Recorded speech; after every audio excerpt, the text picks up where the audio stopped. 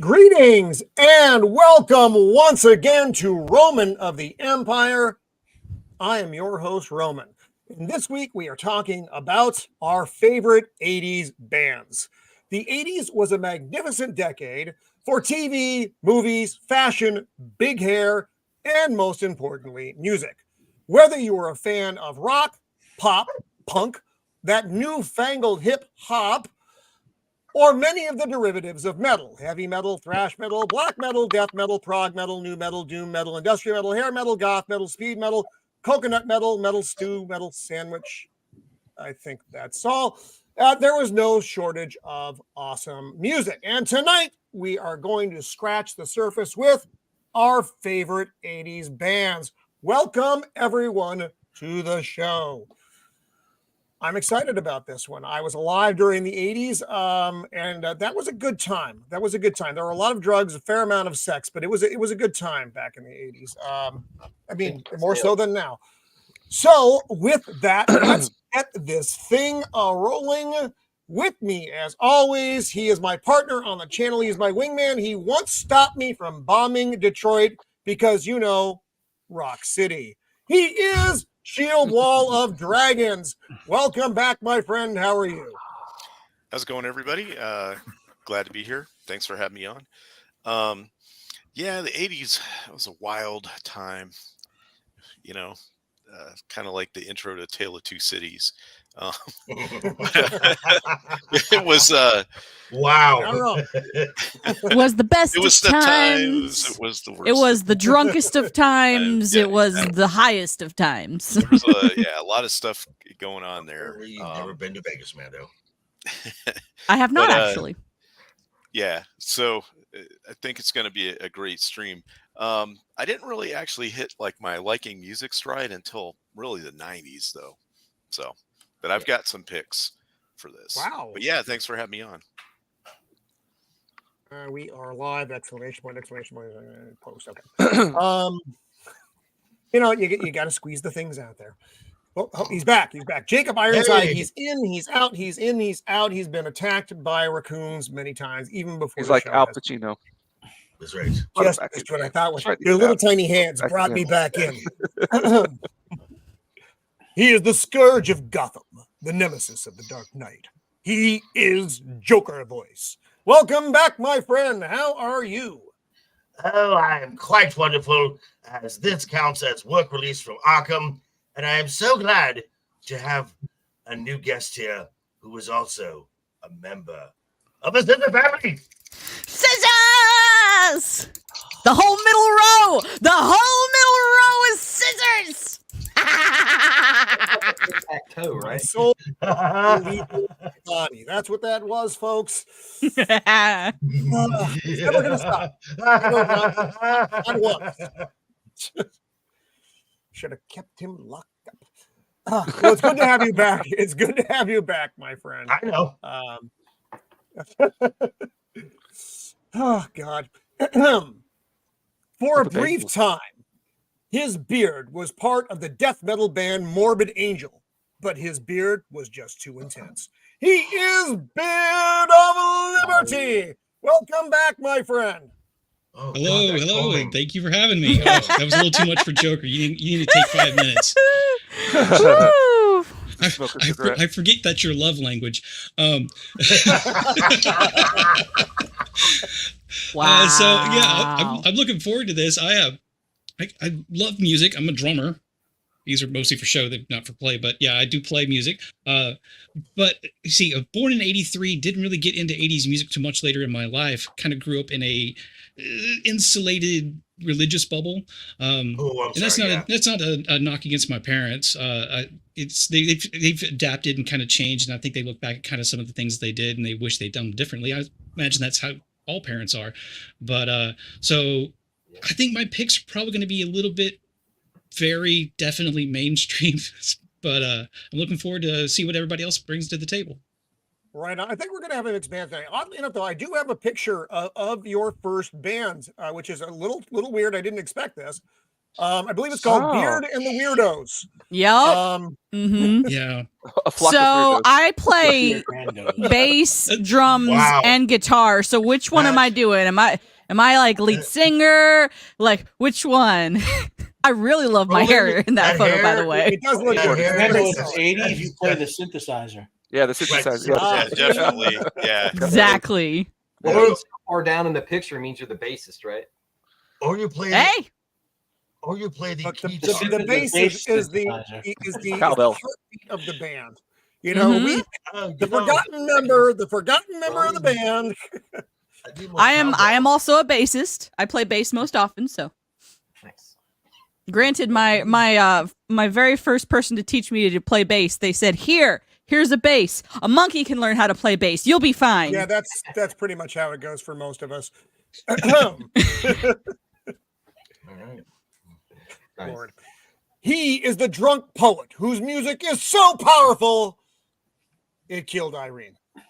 Welcome, first time on the show, our good friend Dempsey. Welcome. It's exciting. I finally actually get to interact with you. Normally we are on the other side of each other's chat, right. So this is exciting. I'm so happy you are here. Well, thank you for having me. I'm very excited about this. I actually put in a pretty good amount of work into this one, and I have some notes to give you about your thumbnail.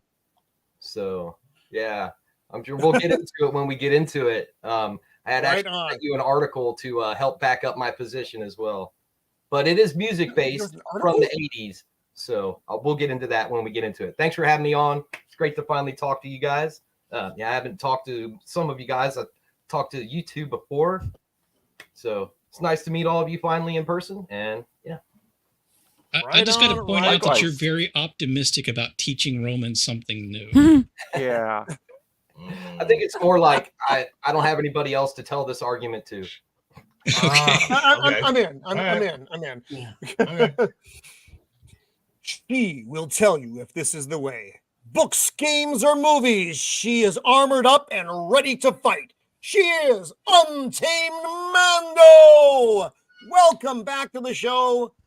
Despite your best instincts, you have again returned with us. How are you, Mando? I am doing all right. So I might have some odd picks because I grew up. The Ghost in the Darkness is not 80s music. How did you know that was your favorite soundtrack?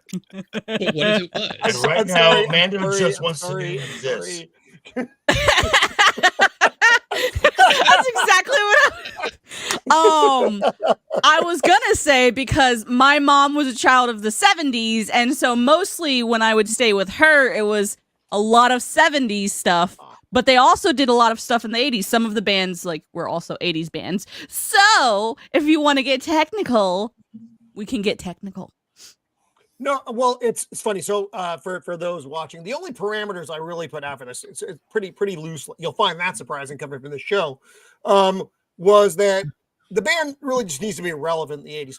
A lot of the bands that we're going to talk about had their start in the 70s, but then you know them from the 80s, though. That's just, you're in a band for a minute, you finally get your fucking legs, and then people know who the fuck you are. So, but even bands that had carryover from I won't keep talking about it because tangent alert. Yes, I'll stop myself right the fuck now. He is the red-headed giant in the land of the rising sun. He is the Jinja Ninja, our good friend James Harris. Welcome back, my friend. How are you? Doing great, man. Thanks for I thought you were going to say redheaded stepchild there for a second. No, this is not a Disney production. So yeah, thanks for having me on here, man. I was born in '78, so the God, I'm '80s. old. I was able to Jesus. enjoy a lot of that. What, Joker? Did I? You thought I was younger, right? I thought we were right around the same. I'm 7 years older. You're 7 years older than me? Yeah. No way. Yeah. I thought you were younger than me. Wow, But, there we go. no way. But guys, it's 80. It's like in the 80s. I say way when someone says no way. It's the 80s. but can you comb your beard though? I can. Yes. And sometimes it comes me. Yeah, he wants it right now. The stimulus is worn off. I'm going to though. Thing that I'm just not aware of. Hey, it's Roman's stream. Anything could happen. Thank you. True. Oh. Yeah, so looking forward to talking about some great music, possibly the greatest decade of music that could be out there. But when I grew up, record players, 8 tracks, stuff like that. So 8 tracks. Wow. Yeah, 8 tracks. You're talking 70s there. Yeah. So looking forward to see what you guys. I was gonna say I had one, but then I had to. There's that's right.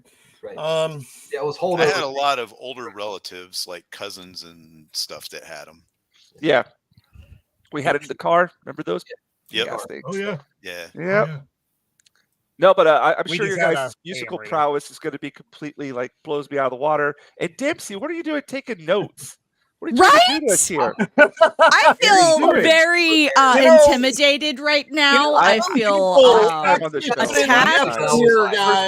I feel like my channel is under attack now. I don't know. I'm going to make a video about it. This is actually. Oh my This god! is actually. All right. Sorry. We'll get to the show. Thanks again, man. My God.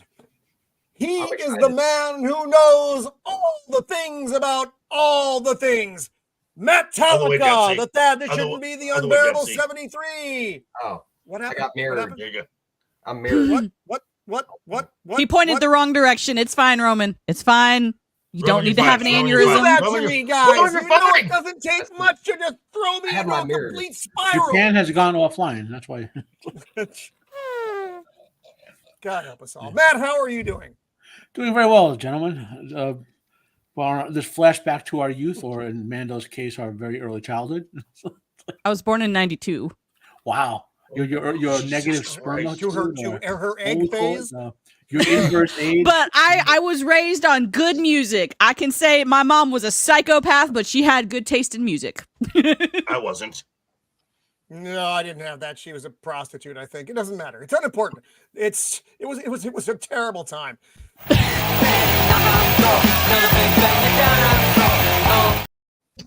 Cannoli walking across the floor is I think my favorite part of that.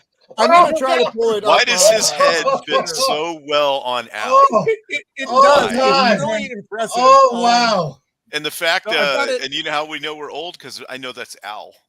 That's Al. Yeah, you recognize that body The first immediately. Al. I'll try to play a little bit more of that video later. I'm gonna have to pull it up in a different Oh, format. that's because right, I'm gonna Matt. just play straight. That through. is the first Al. Yeah, First that's Al. how old that is. That's Italian Al, hilarious. not Japanese Al. Yeah. Oh god, that was awesome. What was his name? From Karate Kid. Pat Morita. Pat. Yeah. Bonita. Yeah, Arnold. Noriyaga, Pat Arnold. Morita, something like that. Yeah.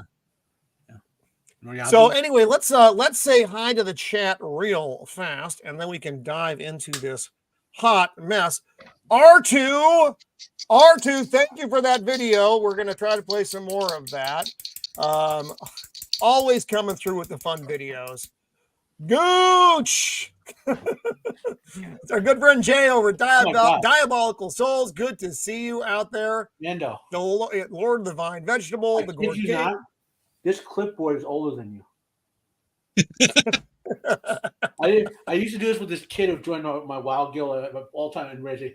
I have this that's older than you. I just looked at it. I was like, this clipboard I've had. I bought it in high school in 1987.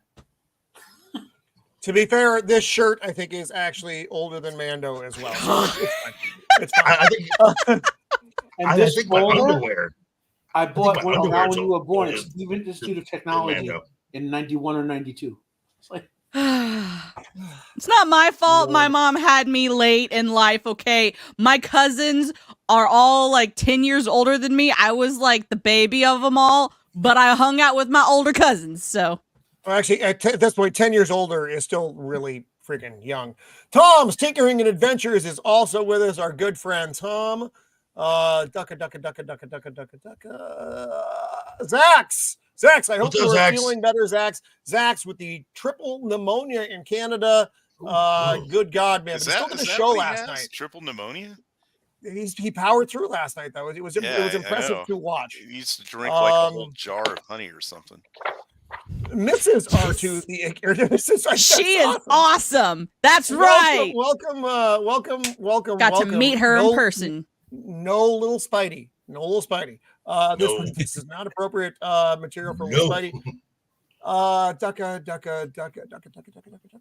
And I think no, Courtney threw this up early. Actually, I don't think Courtney's with us anymore. Not like ultimately, but right now. But Courtney knows her music. I like Courtney. Hopefully she'll pop in here. And that is everyone out there right now. What? Wasn't Courtney in a band?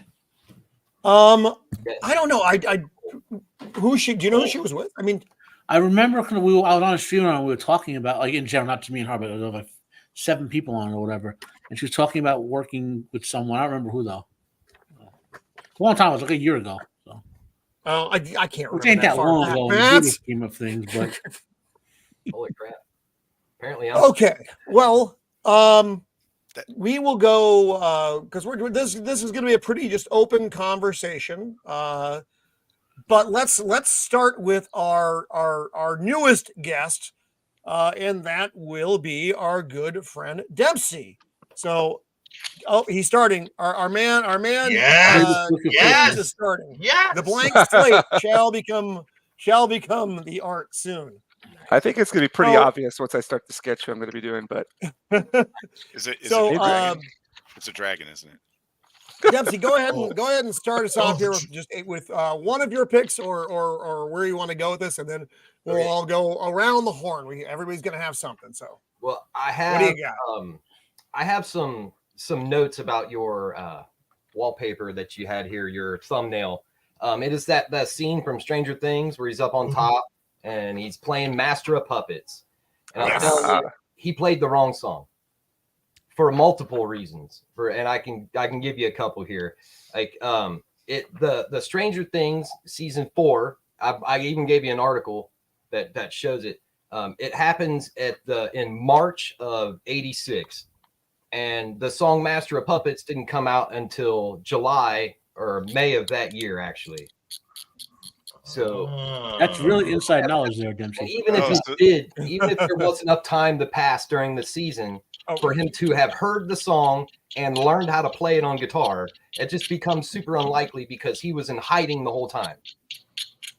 Like, he was accused of murder and out hiding in a boathouse somewhere. Didn't have his guitar with him, I don't think. Wait, are you saying maybe he did because he had it in the end. Who knows? But unless he sat there night and day learning that song, he couldn't have played that song. And I'm going to say that Seek and Destroy would be better thematically anyway. Because the literal absolutely. The lyrics scanning the scene in the city tonight is literally what they're doing. They're in his place looking around for him so that they can start a fight. And that's the song lyrics right there. And then there's an evil feeling in our brains. Seriously, come on. Could that be more Vecna? Really? And then running on our way, hiding is literally what Eddie's arc was in the show. About how he always ran from everything. And even at the end, Eddie ended up running away at the end, and it directly caused him to die because he ran. So they literally should have done this other song.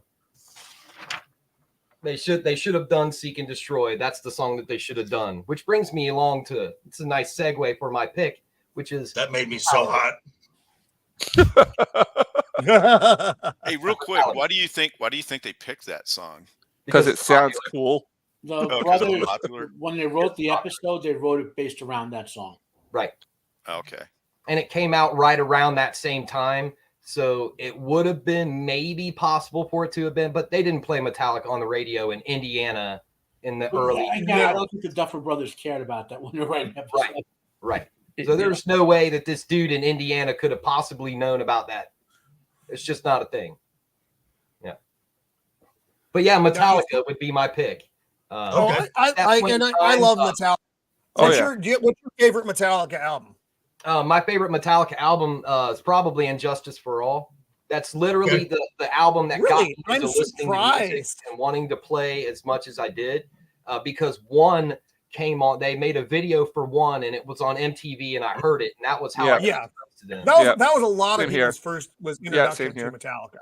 Yeah, that was their first video they ever put out, so it was a big deal for them at that point. And it was so huge, and it had all the imagery from the movie involved with the lyrics of the song, and it was just a very cinematic and all-encompassing kind of just this energy around it, and it really drew me to it. And the drums in that really is what made me want to become a drummer, which is what started my musical journey. So rhythm section, for real, nice. Yeah, I think so. That's my number one. Was it going to let me bring this up? Oh, yes, nice. Well, people often ask when they see the thing that "that should not be" next to my name means when you see me in chat, other people's chats. Right. So, when I was a kid, like early 80s, was a lot of hard rock and stuff like that. But in the mid 80s, I heard a Metallica song called "The Thing That Should Not Be," and that was off of the Master of Puppets, right?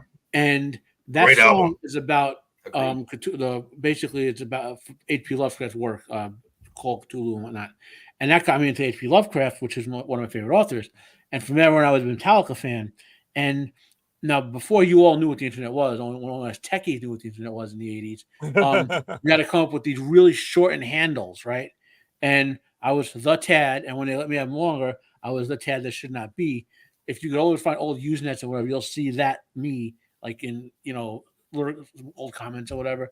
That's been my online persona for 30 plus years now, 40 years, whatever the 80s were ago, 35 years ago, I guess. Yeah. So Metallica has been they were my favorite band for like 30 years until I heard Winter Sun. So this album was obviously written after Cliff Burton had passed away. Right. There was a lot of anger about that when they composed this album.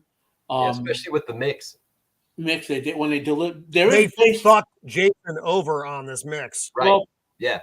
It wasn't so much they would have done it to any bassist that came in. Well, it's still, but it's the bassless mix. Right. Yeah, I mean there is if you can get the tapes according to Lars and James.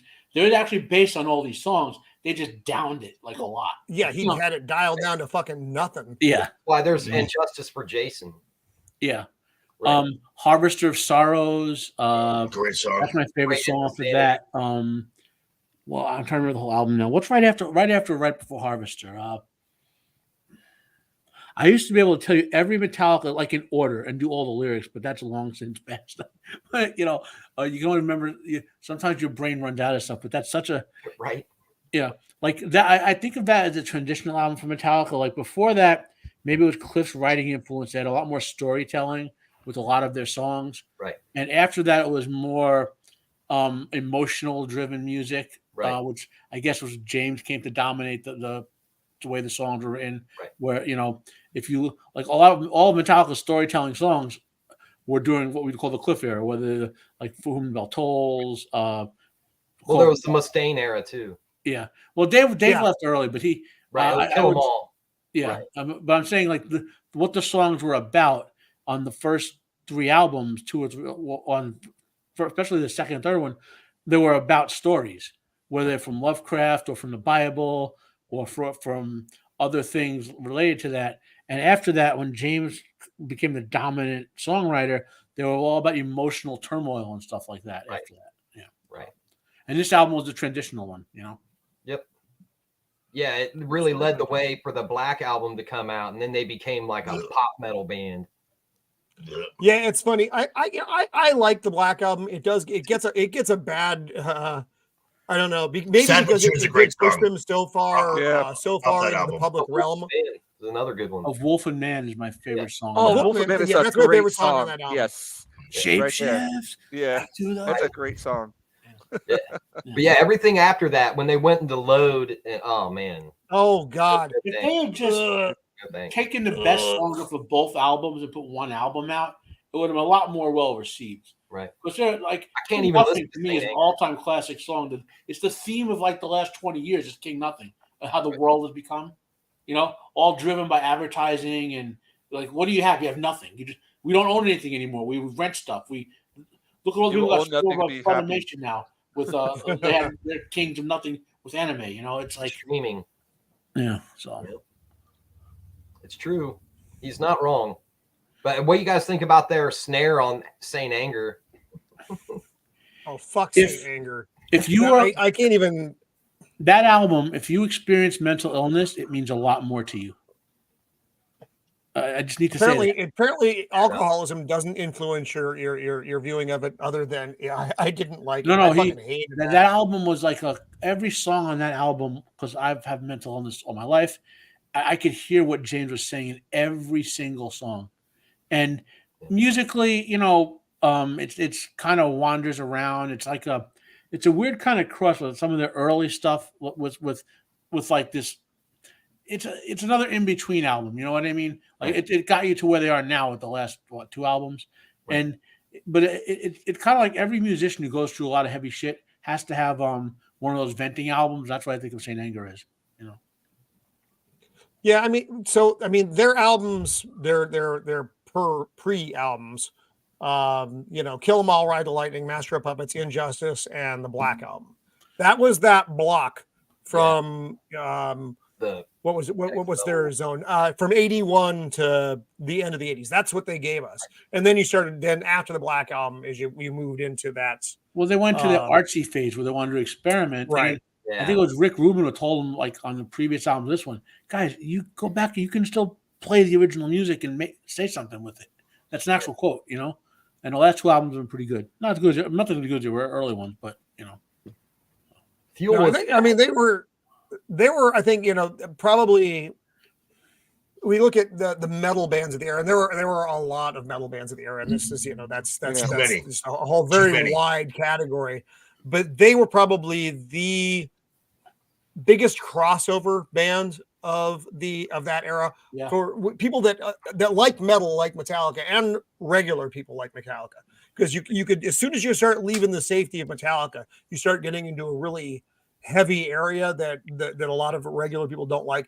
And like I said, when I was naming off all those categories of metal starting the show, it wasn't a joke until the end. All those are categories of metal. There's a lot of fucking subgenres. It's just like rock. Rock has a lot of subgenres as well. For those who remember something, this is funny. In the early 90s, when MTV used to be all about rock and metal, right? And they started to move away from that, trying to cater to a different audience, you know. But then when the Black Album and Use Your Illusions 1 and 2 came out, Guns N' Roses and Metallica dominated every fan chart on Style MTV. The top 6 songs were Guns N' Roses and Metallica songs, and nothing they could do could stop it. They would say, we're gonna reset the polls this week, just in case, and then Metallica number 1 again, number 2 again, you know. Could Be Mine on repeat over. Oh God, yeah, you know. Yeah, and for me, the Black Album was kind of my intro to Metallica. Now I like, oh my God, damn it, Classic, no. Now I like my favorite Metallica album is Ride the Lightning. That's easily the one that I like best. Yeah, my favorite songs on there. Yeah, my favorite song from Metallica. And what was your favorite again? Fade to Black. Fade to Black. I see. I like Trapped Under Ice, and Creeping Death is another personal favorite. I love Creeping Death. So that song there. When I lived in SoCal, the local rock station was called KNAC 105.5, and they were going through a station transition, and they had James and Lars were on earlier because they were going to switch at noon.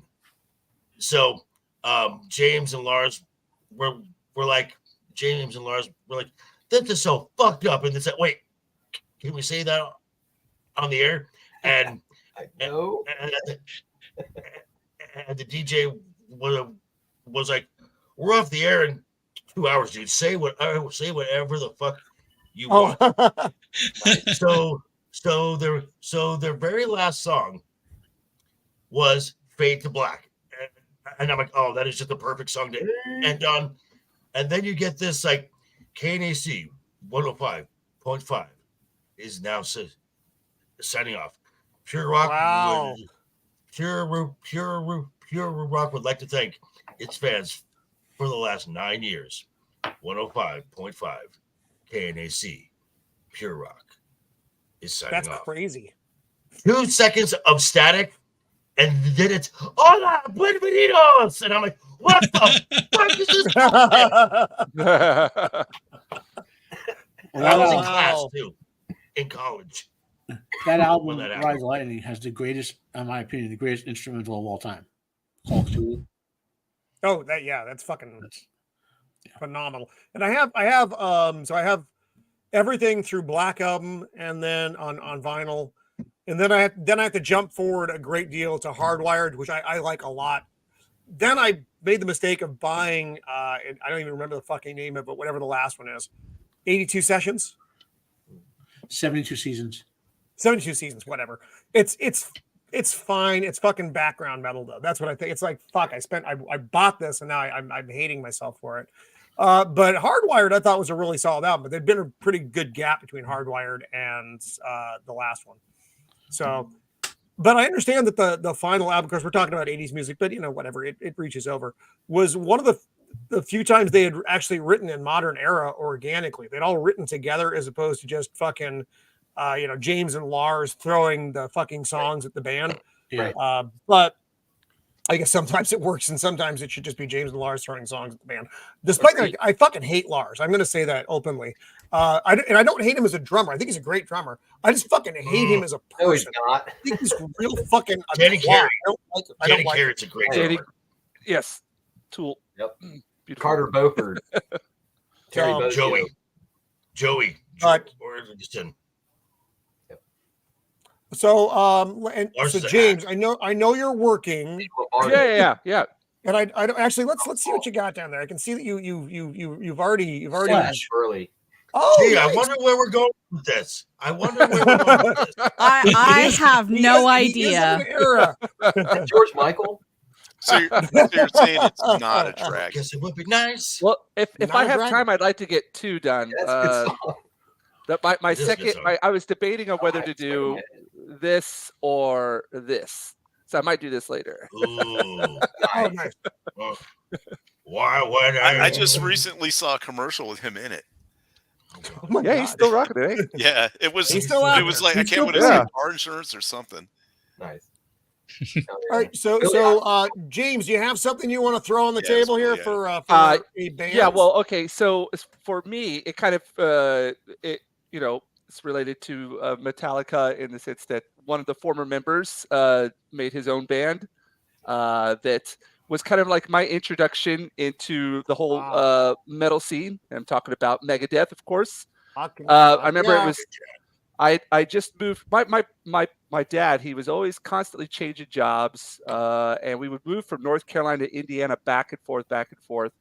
And it was kind of funny. Every time I would move back from North Carolina to Indiana, like my music scene would change. And I remember moving back to Indiana, and I was really into hip hop at the time.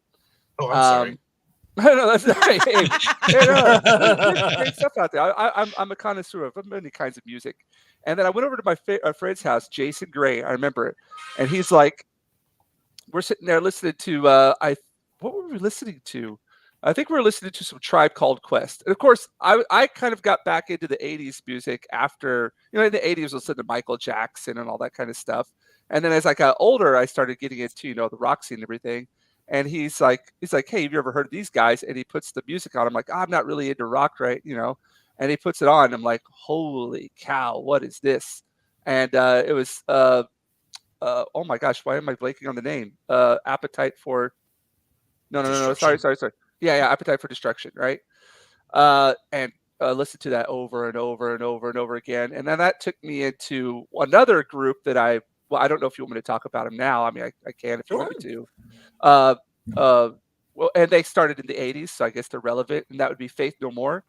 I'm a big Faith No More fan. Huge Faith No More fan. Awesome. They would actually be they're my number one. Actually, Megadeth is just like my intro to the 80s into the whole rock scene. But Pantera's number one. Oh, yeah. Have I seen them live? I want to. No, I didn't see them live. I saw Motor. Who did I see? Oh my gosh, I can't remember. But yeah, just so the strange thing was. I never saw Faith No More, but I saw Mr. Bungle. Does that count? Oh, yep. So, yeah, I've seen Mr. Bungle twice. Oh my God, twice. Mr. Bungle. Yeah, my fucking drummer loves Mr. Bungle so much. I'm going to see Mr. Bungle this month in Osaka. Dude, you have to listen to the latest album, Roman. I'm not kidding you. It is no. I am as apt to listen to Mr. Bungle as I am to watch Saltburn. It's not okay. No. Their latest album. Their latest album is nothing like anything else. What they did is they took the stuff they did in high school and they redid it, and it's just like hardcore from beginning to end. It is nonstop, just amazing. Trust me, you won't regret it. Just give it a chance. Trust me. I've regretted every other time I've listened to Mr. Bungle, so I don't know why this would be different. No, because my friend, he's a DJ up in Fukuoka, and I spent the night at his house. We went out for a DJ party, and then the next morning, recovering from a horrible hangover, and he's like, "Hey, dude, have you listened to the latest Mr. Bungle album?" I'm like, what? They released a new album? And this was like a couple years ago. And he's like, hold it. He's got like all records. He's the record guy. His house is full of records. So he pops it on, and it starts off really slow. And I'm like, okay. And then it just hits, and it's just nonstop from there to the end of the freaking album. It is insane. But back to the cover. This is the one that everybody, the first one that you'll see if you go, oh God, fuck off. Sorry, but yes. There we go. There you go. Yeah, it's insane. Yeah. It's just crazy stuff. But no, back to Mr. Who are we talking about? I'm all over the place. Megadeth. Well, you started with Faith No More, then you delved into the I went from Megadeth back to Faith No More, Mr. Bungle, and I'm all over the place. But no, Faith No More, when they had their the original singer, what's his name? Oh my gosh, I've got it all here. I'm horrible with names. Mosley. Mosley, yes. Yeah. I really like We Care a Lot, that album, and that's something I found afterwards. Yeah, and that's a really, and I just listened to it before the stream. That's a really fun album. And I was listening to Megadeth, Rust in Peace. Rust in Peace. Yes, that's freaking awesome, man. The research for this stream was actually, even though I didn't take notes, research for this stream was really fun. Yeah. So and I want to apologize to the folks watching, because one of the sad things about YouTube, doing a music stream, talking music, is we can't actually listen to music because we will immediately get a copyright strike. I mean, I can play Dempsey, I can play my band, and I think that's about it. And then we're going to get my stuff's copywritten too. I guess you could put some links in the chat if you wanted to, if people are really interested in the album or whatever. I think even Dan Vasks gets copyrights for some of the covers he does on his own shit. Well, what I understand, it doesn't. I was going to go on a whole thing about. Anyway, so we get to talk about things that I can show pictures, but that's about the extent of music on YouTube without getting the fucking punch in the face.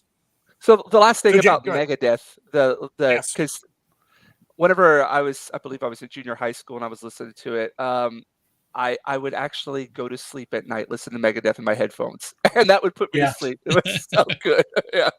Wow. So that's what got me back into the whole the rock scene. Yeah. Megadeth probably is my favorite music video of all time. Sweating Bullets. Yeah. I just watched that just a second ago. It's so good. Hello, me. It's me again. All my misfits way of life. And he's a ginger, so hey, that gives him extra cool points. Well, do you remember on MTV? I don't know if it was what led into their music news or whatever, but the riff that they play is Megadeth. Oh, it is. I did not know that. Is that Peace Cells? Yeah, okay, that's what I I thought. did not know that. Peace out.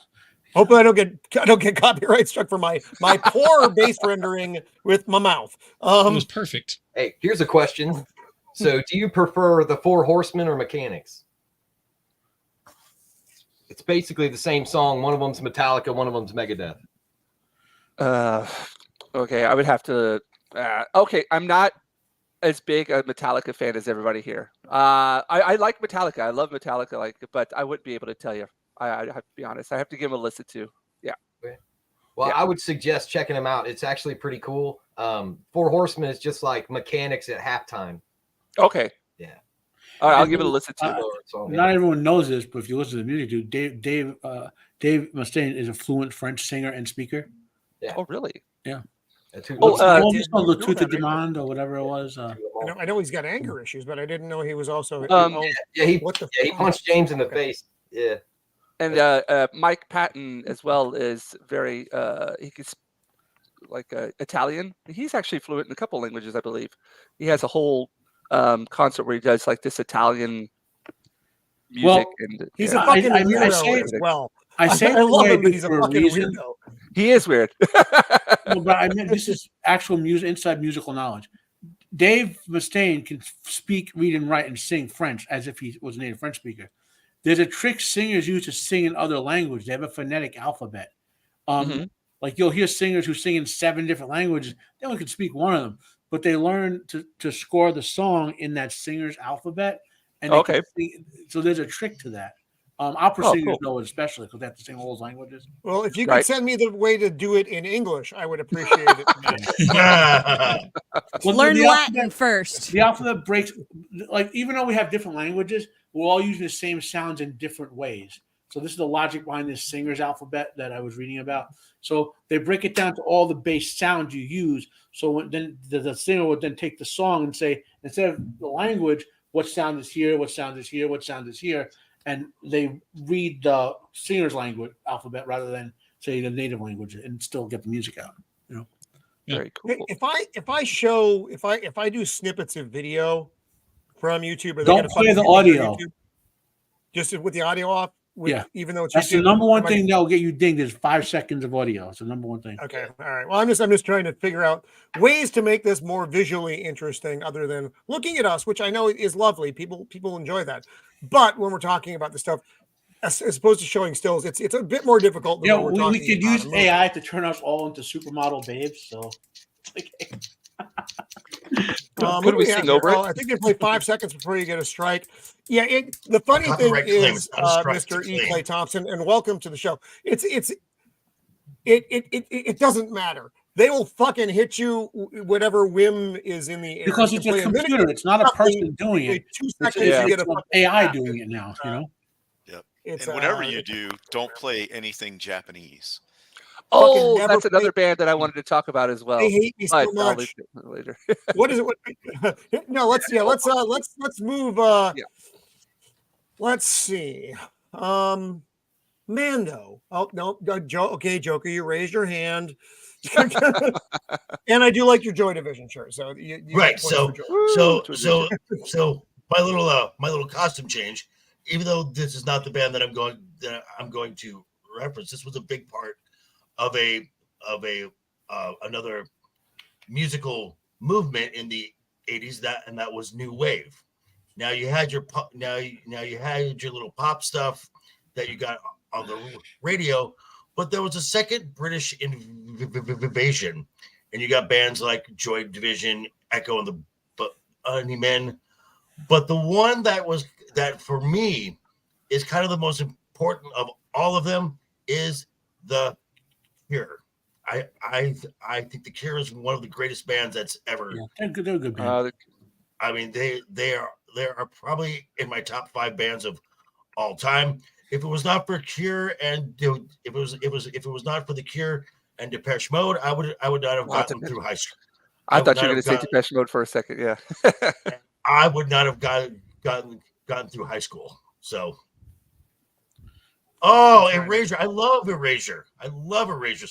Ooh, I am not a fan of Erasure. That's I loved Erasure. I like the Cure. Don't get me wrong. I'm a big fan of the Cure. I like God, fuck off. Fuck off. Heavy fuck Mother off. Dick. You guys are fine. Mother Dick. Sorry. Just fighting a little bit with the computer. Beard. When I Oh was God younger. damn. Now there's a brush there now. God damn it, Beard. Oh. Sorry, I forgot. Oh my God, check this out. That's funny. Yes. I finally actually get some decent pictures here. I had that hair in the 80s when I was younger. When I had You guys remember South Yeah, Park? but did you have that eyeshadow shade? No, I didn't. Wow, that's Right. Yeah, Yeah. but you brought up Joy Division. Just want to talk about that briefly. Right. I think with Joy Division was really important, and they're not a band that a lot of people know. I think everybody knows who the Cure is. Without Joy Division, you don't have the Cure. But without Joy Division, you don't have a lot of people. Because you hear their influence. I mean, even moving as far forward to 9 Inch Nails, you hear the influence of what Joy Division did back then. And they were only around for like that fucking long before Curtis fucking ended it. Yeah. It's sad, very tragic. Very sad.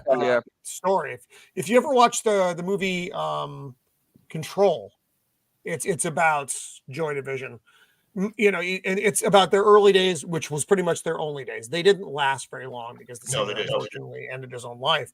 But it's funny because without lasting that long as a band, they made such a fucking impact on what music would become. It's an incredible story.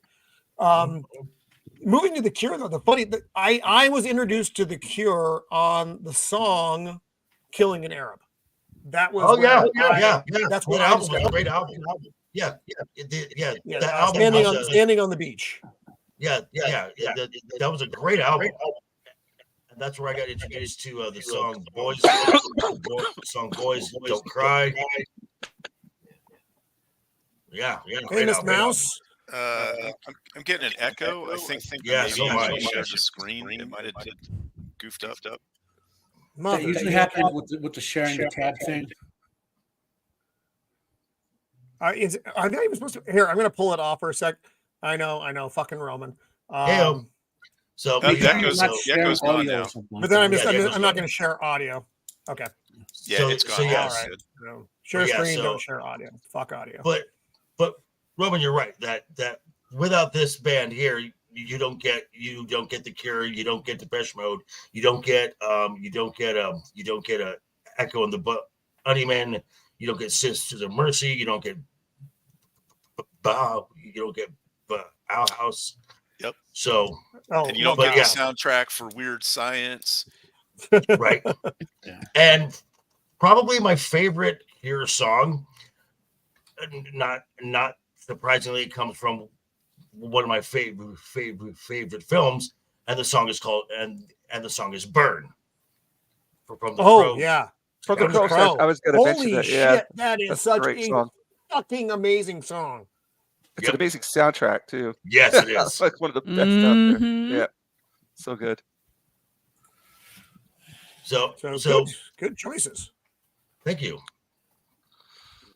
Well, there's a whole bunch of bands like Joy Division that were like in the 70s, early 80s. Diamond Head, Merciful Fate, all these sort of foundational, influential bands that everyone says is their influences, years later, that a lot of modern fans are like, hear them, like they'll hear like Diamond Head and say, oh, they sound like Metallica. No, Metallica sounds like them. You know what I mean? Right. It's like, or you'll hear like Merciful Fate and say, oh, they sound like a so-and-so black metal. But no, it's like a whole thing where, people forget these sort of foundational acts that are the beginning of something. And when they go back and listen to Jimi Hendrix, who was like the origin of all this hard rock and metal and stuff. And Sabbath. Yeah. Well, Sabbath literally formed. There's an interview you can find with us where they got together in the late 70s and they were like, well, they were jamming for a while. And like, well, we're going to pick a sound. And so let's go out to a club and drink and talk about our sound. And I heard this dude playing on the stage, and they were like, we're going to play like him. And it was Jimi Hendrix. Oh. That's how Sabbath got their sound. They were like, we're going to play like Jimi Hendrix, literally. It's like, Bands like Venom and stuff like that, too. Oh, Venom, yeah. Yeah, those pioneers, they really cut the path for everybody to come behind them. Yeah, certainly. Yeah. And now we have Lizzo. Oh, Fuck off! Oh my god! Thanks, Jinja. Thanks. Jinja. Somebody We're had to having do it. such a All good right, time. that's Why it. would you That's do it this for to- him.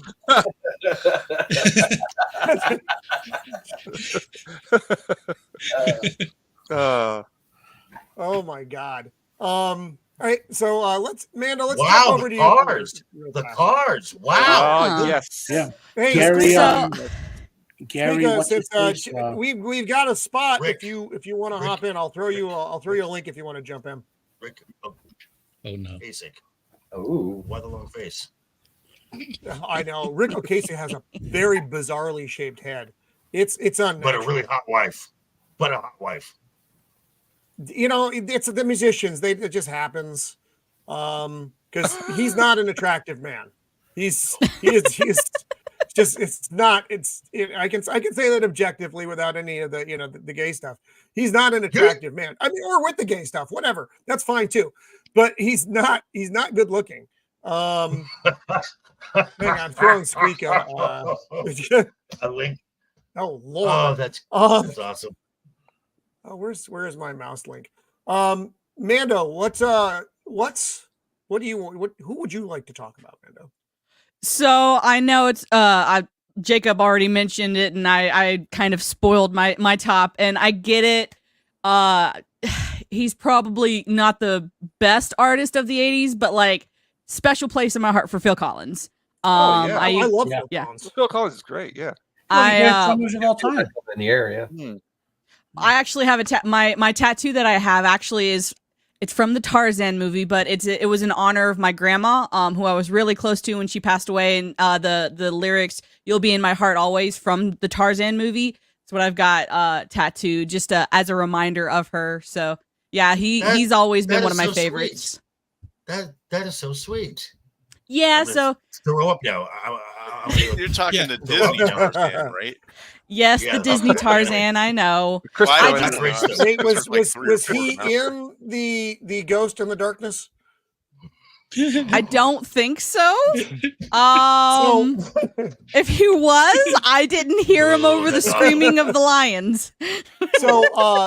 no, Phil Collins was fucking everywhere in the 80s. You couldn't turn on the radio without hearing a Or Phil the Collins TV. song. Didn't he The have some songs that were on Miami Vice? He was Yes. on So- Miami Vice. Wow. Yeah. I did not know that. But yeah, just for sure Phil Collins, and then it's kind of like a tie between what was it? Chicago and Poison. Like I go back and forth. That's quite a range there. That's Yeah, quite a range. I listen What to the all fuck, music. Mando?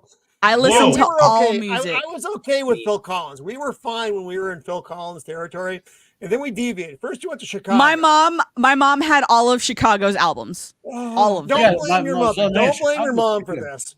I fucking hate you. Mando, I'm on your so side. much. I I just can't stand. I fucking hate him. I hate him. I hate him. I hate him. But yeah, Squeak has got the will right fight take right there. For your honor. Fuck Boston. I'll be the I like hero. Boston. Oh, what a great- yeah. More than a He's- feeling. he's Although I don't one of know the if she reasons I'm means here in the Japan. band or the city. Oh, city No, wise, yeah. the- Fuck Boston. Boston's a terrible city. But yeah, Where is the? it was just one of those things that was constantly in my house growing up. So like Chicago is there because and then I like Poison because every rose has its thorns. That was my favorite song of theirs, and Mama Mia has a thing. Motley Crue, the Home Sweet Home. I've got All an crap interesting people give story about Poison. Poison. Way better whenever- song. They did an era where they became an acoustic like rock band, and Yeah. all their songs sound pretty good. It's like in the 2000s. They went on tour playing like all their songs as acoustic rock, and they're actually pretty good when they're that way and when they're not dressed up like Right. chicks and screaming. You know, Right. The tights too. God damn it. Otherwise, Yeah, also Span- 9 Inch Nails. Like I said, I have a very Hey, 9 Inch wide Nails is range. Yeah. old original 9 Inch Nails or newer 9 Inch Nails? Old. Wait, when did 9 Inch Nails form? They probably formed. I in think the 80s, 87. Yeah, they didn't hit big till the early 90s. Downward Yeah, because I don't remember them until They the didn't early hit. 90s. They really didn't hit they really didn't hit the cultural zeitgeist That's until like like, the 90s. until like Head Like a Hole. That was their first. Yeah. like, Yes, big that hit. was Yeah, the first time I ever Pretty heard Hate of Machine. him. That was the Yeah. Create Machine, yeah. Oh, That's a good. so That's a really back good to- album. But Back to Phil Go ahead. Collins. Oh, sorry. yes, I was just going to say that the first music video I remember, which just kind of like traumatized me, was "The Land of Confusion." Oh, remember when that all was them running around? that was Genesis. Weird. Now that was Oh god, that's that was hilarious. Genesis with What's- it's so it's Michael funny though. McDonald? So one, yes, the puppet video. Let me see if I can if I can find that just so I can Yeah, share. Genesis, right? Yeah. Well, that's like the difference between Yeah, Sabbath this and is- Ozzy, though. Right. You know? I mean, there's, And if you mention Nine Inch Nails, you have to mention Prince because that's who Trent Reznor's prime influence was Prince. Mhm. yeah, Prince was a I badass. would never get Prince that. was amazing. I think yeah, didn't Prince? Just was so He talented. was a prolific songwriter, right? And he wrote a Yes. lot of songs. And that he other played people used. he plays like every instrument. those He's one fucking of those weird guys who can play, puppets. like, every Very instrument. disturbing. Yes. Yeah. Yes. Because Yeah. didn't he write Manic Monday? That the Yes, Bengals? Bengals. yeah, the Yeah. No Bengals way. used that song. Yeah, the Bengals, man. I had a crush on that little one. Oh, There's a still do. ball. Is that a Still hog? do. Is that a hog? Everybody had a I crush had a on, crush on, on the that lead, little on the one. lead I singer. had a crush on lady. that little Okay, one. okay. I am not gonna lie. I can Nice. Wow, dude. attribute my love for you ladies that when you do the smoky eye, the makeup, all the way back to Suzanne the Hoff Yeah. from walking. I've Like never been able from- to master it, so I don't try because it looks like I become a raccoon. Just watch the video. Just watch the video. Walk like an Egyptian and Yes. look at and watch Susanna's eyes, and it's just, oh Yes. wow. Yeah. Beauty. Agreed. Hang Those on. ladies were quite in the heart, so to speak, when you were a young lad. They were in more than just. Hard on. Hearts and PG hard for on. Roman show, but no, PG for Roman show possible. Right? Wait, what happened? Her and Wait, Phoebe what? Cates, right? Oh, fuck. oh, oh. You know, I do like it when Roman Dempsey, gets yes. distracted and we can get away with basically anything for about 15 to 30 seconds. Right? That's great. That's nice. All right, so here's Boosh.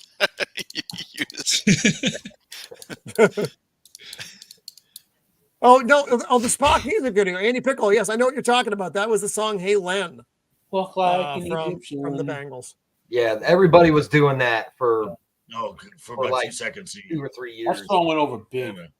But yeah, That Walking is not right off. into my bed, man. Once we get to Suzanne, oh, It was literally like the other members of the band were invisible. yeah. yes. Yeah. No, Yeah. they were. Wait, there all was other quite- people in the band.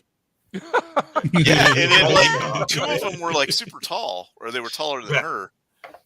Well, everyone was so taller than her. Well, and you had the all-girl bands of the '80s. I mean, you had the Bangles, you had the Go-Go's. Mhm. Love the Go-Go's. Love the Go-Go's. Dude. You know what? My Well, wife is a big fan of the Go-Go's. I am a big Carlisle, fan of come on now. neither.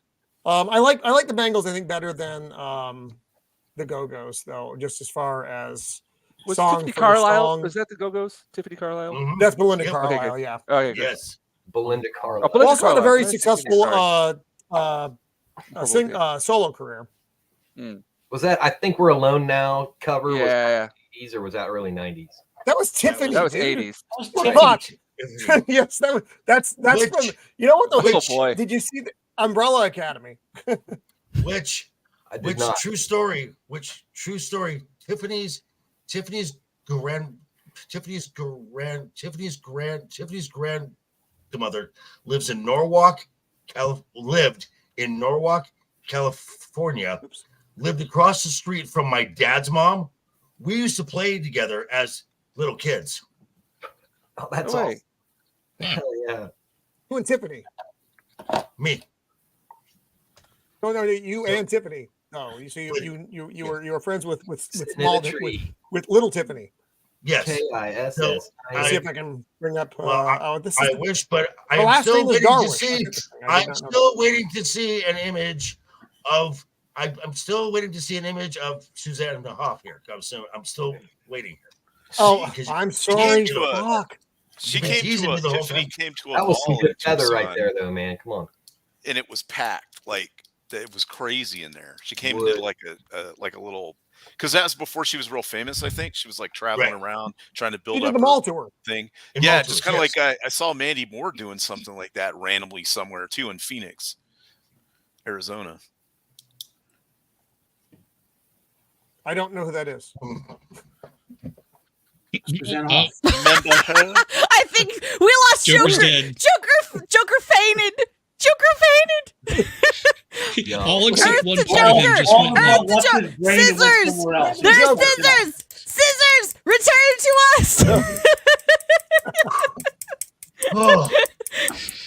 Oh. The power of scissors compel you. That's exactly. The power of scissors compel you. The power of scissors compel you. That's the way Wait, it he's was gone back then, again. folks. Wait a second. Well, the thing is that she looked good, but also the music was decent. Yeah. So it just wasn't, they just Yeah, weren't I like- mean, I think we killed him. well, sorry we killed Joker. I mean, it was no Irene incident, but still. So Come on, let's. Irene. his hat was all. Do you see his hat? Oh, we didn't kill him. He just had enough respect for us to go out of frame to do Oh, what he needed God. to do. Lord. All right, so let's move around a little bit. So Matt, what do I you moved got? around. So I was debating, like, Up and down, up and down. Sorry. because the 80s were weird for me. Like the early 80s were all my aunt and my mom, like classic rock and funk music, and I'm probably only 10 year listening to Canned Heat, for example. You would have heard of, if you I didn't And hear then, like- about all that till I was much older. well, then the mid 80s when I told you before, like I found Metallica and metal and all that, and I was always into I was always into folk music and stuff. So I'm like, who could I pick for this? People, I don't want to go ultra obscure like you said. I could pick like, so and so Right. band no one ever heard of or whatever. I'm gonna go Blue Oyster Cult as my first band. Oh, yeah. Good one. And Yeah, there's good one. one reason to mention them this year. Who? They're coming out with their I'm sorry. final studio album. Who? The The Blue Blue Oyster Oyster Cult. Cult. Blue Oyster Cult. Oh, Blue Oyster Cult. I'm sorry. I made up a completely different band name in my head, so that's good. The Blue Oyster Blar. Yeah. So Blue Oyster Cult. I Have a whole talked about different this There thing. last goes week in my Tokyo, last so stream. goes Godzilla. Yeah. Well, that's one Woo. awesome song. Man, Their you last- cannot get their best of for fucking less than like $150. Well, for the an album they're putting out this year is going to be they're redoing a bunch of like Oh, rare fuck B-sides plus a couple original stuff. It's the last ever Fuck studio off, album. Amazon. Go Um, fuck yourself. Okay, sorry. Obviously, they're most famous obviously for the Need More Cowbell skit. Obvious, Cowbell. Fear the Reaper. Yeah, Don't Yes. Fear the Reaper. The album Fire of Unknown Origins was awesome. Seas on Flame of Rock and Roll. I can hear that thing in my head every time This Ain't the Summer of Love. Career of Evil. Then they also have Blue Oyster Cult. Here's a trivia for you. If you ever go look at a list of their members, like there's their main guys, there's a couple four members, Yeah. and there's Yeah, a list of Buck about Dharma 600 and- dudes who perform with the band. Yep. And all those names, half of them are pseudonyms. Like Eric Clapton was with them for a while under a pseudonym. The author Michael Moorcock, the Elric Saga, if you don't know. Oh, was with I'm the reading band. that right now. That's why they had I'm this reading- song Black Blade. Holy shit. I didn't know that. That's interesting. I didn't know he played as well. Yeah, he all those pseudonyms for guys in Blue Oyster Cult. When you see the list of all the other guys in the band, they're pseudonyms for other people who are like more famous, right? So, again, they have a lot of their songs are very like stories like this. My favorite music is story-based music, right? Oh yeah. Where they're telling you a Okay, yes. story. I'm okay with emotional-based music, and I'm with abstract stuff, right? But I love when you hear a story in a song. And Blue Oyster Cult had a lot of stuff drawn from some science fiction and fantasy, and also even their more emotional songs were about stories about the emotion, not about just feeling the emotion, So that's why they stuck with me for decades. Like some of the bands, I loved back then, I don't like as much anymore. You know what I mean? I still listen Right. to them. Like I'm a big fan of early Michael Jackson, Jackson 5, the Motown, right? But I don't go listen to Michael Jackson all the time anymore. Just because his early stuff is, you know what I mean. But I'll listen to Blue Oyster Cult today. I'll listen to Metallica today. And their songs are just. I'm trying hard to describe it, and it's not that they're the most talented musicians in the universe, but they're one of the best bands to put everything they got together and leave it in the song and the live performance and whatever, So. Well, they were one of those artists that was genre defining, not the other way around. Yeah, they're an influence on people. You'll see people say, "Oh, who are your influences?" Blue Oyster Cult's a lot of people's influences. Technically, they formed in the very late '60s under another band's name. Then you get the early '70s with a more classical lineup, right? With Don Roser, who was Buck in the band, Eric Bloom. I'm not sure how many. Some of them are dead now. I gotta try to remember the whole bit. But then they had a hiatus, I think, because they had a hiatus, I think, in the '90s, and then a lot of older bands got back together in the 2000s and started. Like, remember I mentioned Poison doing that acoustic metal rock thing, and a lot of older bands in the 2000s said, "Wait, we can make money touring and just play." Like Def Leppard tried that. First, they tried to make pop music and failed. Then they went back to playing Def Leppard songs on tour or whatever, So they got back together, but they kept making some new music, and they kept their sort of original, like, I guess. They knew what they could play. They played it, and they did it well.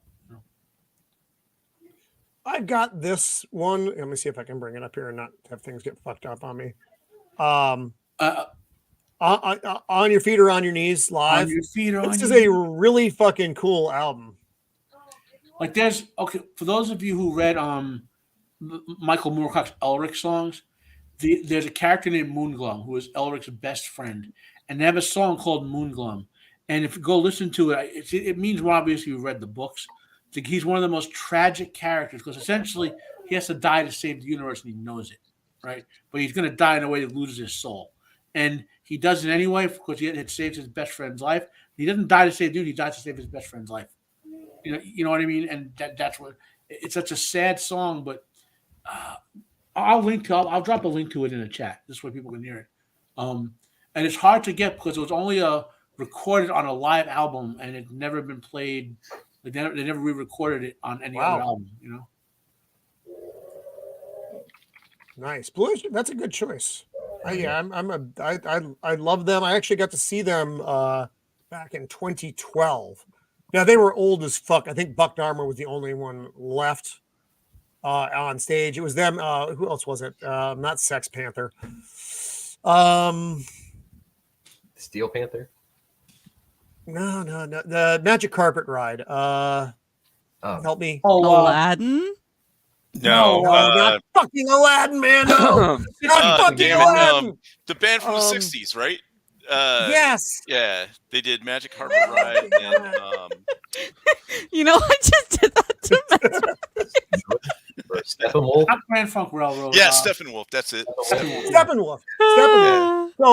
So you got Buck Dharma from Blue Oyster Cult, so they're calling them Blue Oyster Cult, and then Steppenwolf. But again, it's basically just the fucking singer for Steppenwolf, and they wheel them out on stage. They perform. It was still fun, and we were all really drunk, so it worked out. But good to see the old band still making the rounds.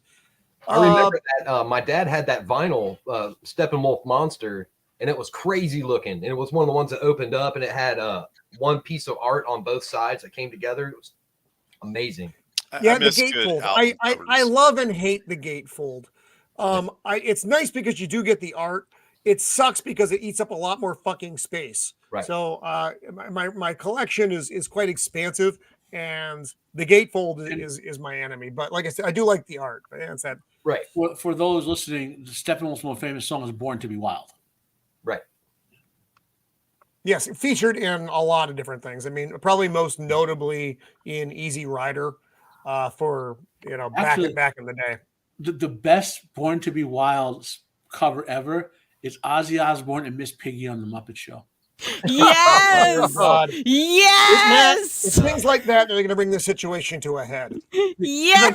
More fucking Muppets. And I just Miss Piggy. Oh, dear God. All right. Before I kick Matt off the show, Beard, what's one of the ones you want to talk about? Beard? You're muted. Yeah, muted. You're Beard, are you there? muted. I don't have nearly as much background information as everybody else does, so feel free to just jump in and add because I don't have too much. But given their Texas, specifically Houston, kind of close to where I am, origin, and the Beards, I have to go with ZZ Top. Oh, yeah. Oh, they were. It's fun. I loved ZZ Top. Interesting thing though. Who was I watching? It was Steve Dace on the Blaze, but they were talking. It was kind of like those weird things you think you know, but are actually incorrect. It's like the song "Sharp Dressed Man." We all think was top 40, but it wasn't. You just heard it a lot, and it was all over the place. But it never broke through. It was on MTV all the time. All the fucking time. ZZ Top was a cool band though, and it's interesting because they had a lot of really good blues and country influence, bringing that to the rock, which is what made them ZZ Top. Right. Yeah, there was a video on YouTube a couple years ago. I think the full interview is gone. I don't know. You might be able to find it. There are clips out there of Billy Gibbons sitting down with Kid Rock and one of Kid Rock's buddies that had a YouTube channel where he just basically interviewed famous musicians. And listening to him tell stories about his grandmother or his grandparents and his parents taking him around to the music scene in old Houston, and then the two of them just deciding to jam. Like Billy Gibbons just pulls out a guitar, starts to riff, and then Kid Rock starts singing along, and just watching this guy just. It's fantastic. If I can find it, I'll find some way to link it to y'all because it's a fantastic interview. But this man's still just going. He's like, what, 74, 75? And this band is probably the longest lineup with the original members of any band. Like over 50 years until the one dude died a couple of years ago. Right. Yeah, I forgot about that till today. The drummer, right? Yeah. Bassist. The bassist is the guy. guy that died. That was Dusty Hill. I remember the video for Legs. Yeah. Yes. Every good dude in the 80s. Yes. Video.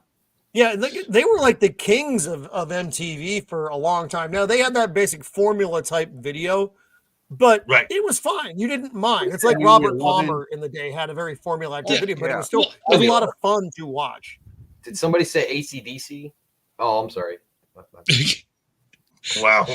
So no, I mean, but they basically just kind of took on this over-the-top persona of just guys trying to get other guys laid, and you know what? It worked for their music and for their videos, and IRL too. It worked. Yeah. Yeah, those guys were great, man. My dad listened to them all the time, so I didn't even have to like fight for radio time to get them on. He would just put them on. Oh yeah, and even if it's not one of their main hits that everybody knows, you know when they come on, the sound, you just immediately recognize it. Even if you haven't heard the song before, you're like, oh, that's a ZZ Top song that I haven't heard before for some reason. Yeah, it's like blues with distortion. Yeah. Yeah. And you're never going to be disappointed in it either. Oh, that looks so good. Oh my God. Oh, sorry. Oh, yeah, there you go. No, you don't need to stop working. In fact, don't stop working. Don't stop working. Don't stop. Don't stop. Believing. Oh my God, that is fucking beautiful, man. Thanks, wow. No, and it's funny. My wife adopted this game, and I forget where she got it from. Anytime a Journey song comes on, you punch your spouse in the arm and say Steve Perry. I don't know where it came from, but it doesn't matter where we are. That's happening. We've almost gotten into several car accidents. The people at Target look at us, but yeah, it's a thing. So fucking ZZ Top. I won't answer that question, R2. It's sorry. You have to let the mystery hang. I'm so fucking retarded. I can't even believe that I exist. It's fine. Don't be so hard on yourself, man. You're good. The chicken ranch. Oh no, I'm far from good. I haven't been good since the late 80s, in fact. Well, I mean, here we are on under your keyboard, right? Spiders. So yes. What is this? The Oh, this is just Eliminator. art. Eliminator. Yes. That was the album though. Eliminator was the fucking album that every male in the 80s knew.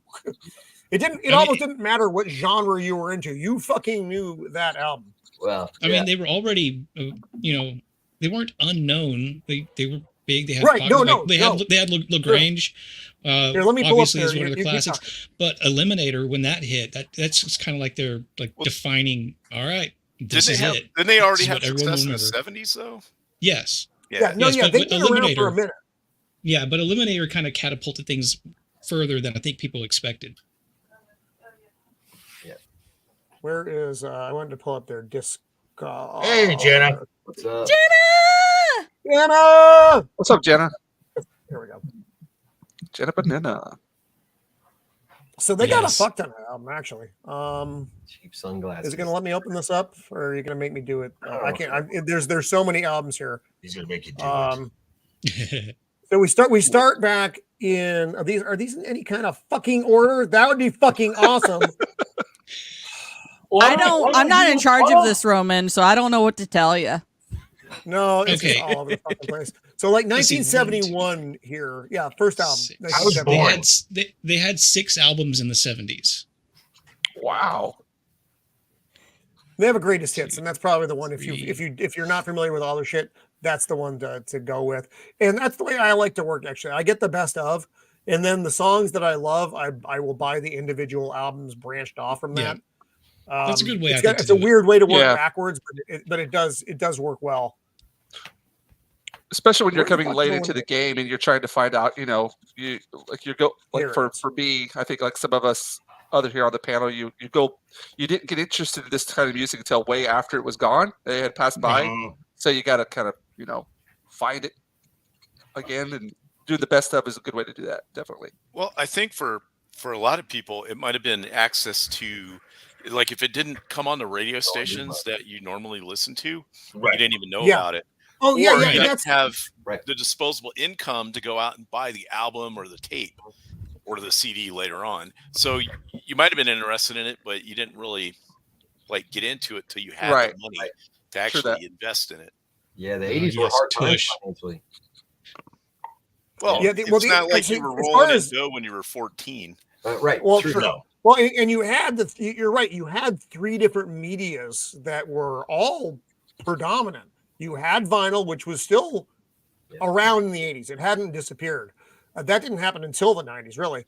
And then you had tapes, which were I think probably the primary media. Right. And then Correct. CDs came out towards the mid to the end of the 80s. They really moved in, but they were more expensive, so that's why people were buying tapes. But that's not fucking Mixtapes, important. baby. Mixtapes, baby. A Oh mixtape was yes. the mixtape was the king. That's right. Yeah, Recording- and you High- had to high wait fidelity. for the song to come on the radio so that you could hit Yes. record. Yep. Yeah. Yes. What happened to Matt? Exactly. We lost Matt. Oh, He'll be He back said in he'd be right minutes. back. He in Oh, the okay. private chat. Yeah, he has no icon. He's just a white square or a white circle. He's That's freaking me out. racist. Freaking me out. He's I a can't nipple. work like this. He's a nipple. Okay, Shieldwall. What do you got, buddy? Me? Okay. Well, I had a whole bunch. But I'm gonna go kind of a little. So I've got a bunch of rock ones and all the cool ones. But for me, I didn't discover this until a little bit later in the 80s, almost into the 90s. Was Sade, the Diamond Ooh. Life Oh, album? Sade. Okay. Yeah, the- with the Smooth radio. Operator Right. and Your Love Is King. And You know what? Big Bang Theory wrecked that song for me because every time Stewart was going to go back and do his girlfriend while he was living with Wolowitz, they would turn that song on the room. So that's all I ever think of if I ever hear that song now. really, Well, the fact that you were watching Big Bang Theory kind of speaks volumes there. No, I had it's so. There's a whole story. My daughter watches like 4 shows, and Big Bang Can't Theory. is explain one it of them. now. Sorry. It's the least offensive. It's either Big Bang or Blues fucking Clues, and I hate that fucking dog so much.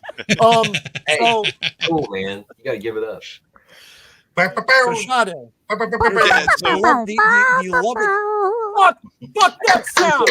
Fuck it so much. When I was a kid, I used to be able to Blue perfect. motherfucker. I used to be able to perfect it. In our handy dandy notebook. Notebook. Right. I've Handy never dandy watched Stein any of that Castle. show ever. Um, So they I don't had know what the you're talking lovely Sade. Yes. So but I heard it, right? Hi, And then of Shanna. course there was a lot of play on MTV, but I really didn't actually get into her music until way later. Like I was on deployments and stuff, and I Right. needed to like chill out while we're going to work or come back from work. And then I just got her CD and I started listening to it, and it was This wasn't great. your special time music, was it? Because I don't want to make No. this weird. No. I'm talking like we're riding in like the back of the launch truck or something. That was the Bengals. You know. But yeah, but it's technically well done. Her voice is amazing. The music is Yeah, good. she's probably not someone a lot of people are familiar with. You know, if you're not being from that area, I remember Sunday. era. Oh yeah. Yeah. Oh yeah. Well, she had some albums in the '90s as well that Well, hit pretty big. Yeah, let me get her Wicca. Who's it? So That it was way we can because see of a like little bit more about. so with Sade in like the early 90s and stuff. You know, the female singer. That's when I started, kind of the female lead, and I'm like, okay, cool. Then you get a group like a singing group like En Vogue. Come on, they were In Vogue. Yes. I don't know what an En Vogue is. Oh, And those women stole my heart. Never gonna get it. Never gonna get it. Yes. What? Oh, wow. What is James doing? Is that James? Stop it. That's me singing In Vogue. Yeah. yes. Yeah. Hey, But we Vogue can- is but- great. Amazing. But we can change. Here's we the can song. change Here, them. okay. Right. But we so can her, change her- from. Okay, sorry. I was gonna So, say her first album is Diamond Life that came out in '84, and that's when I saw her. It was big, but all these albums are actually bangers. They're really good. At least they'll have one song that's good on them. Right. Thank God. Did a lot of work to say with that many albums. The Love Deluxe that came out in '92, yeah, Yes. that one's pretty good.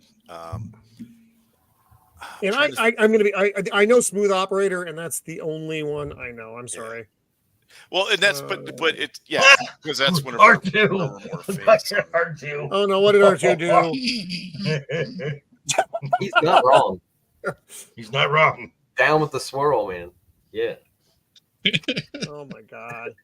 But yeah, so anyway, it was her Her and Aaliyah. yeah that I really like. Mhm. Also, my other pick was Mhm. Motorhead, and especially I like damn. the song Ace of Spades off of their, Which Lemmy hates. Lemmy hated that song. Hated. I mean, but yeah. yeah. Really? Probably because was it just the overplay? Yeah.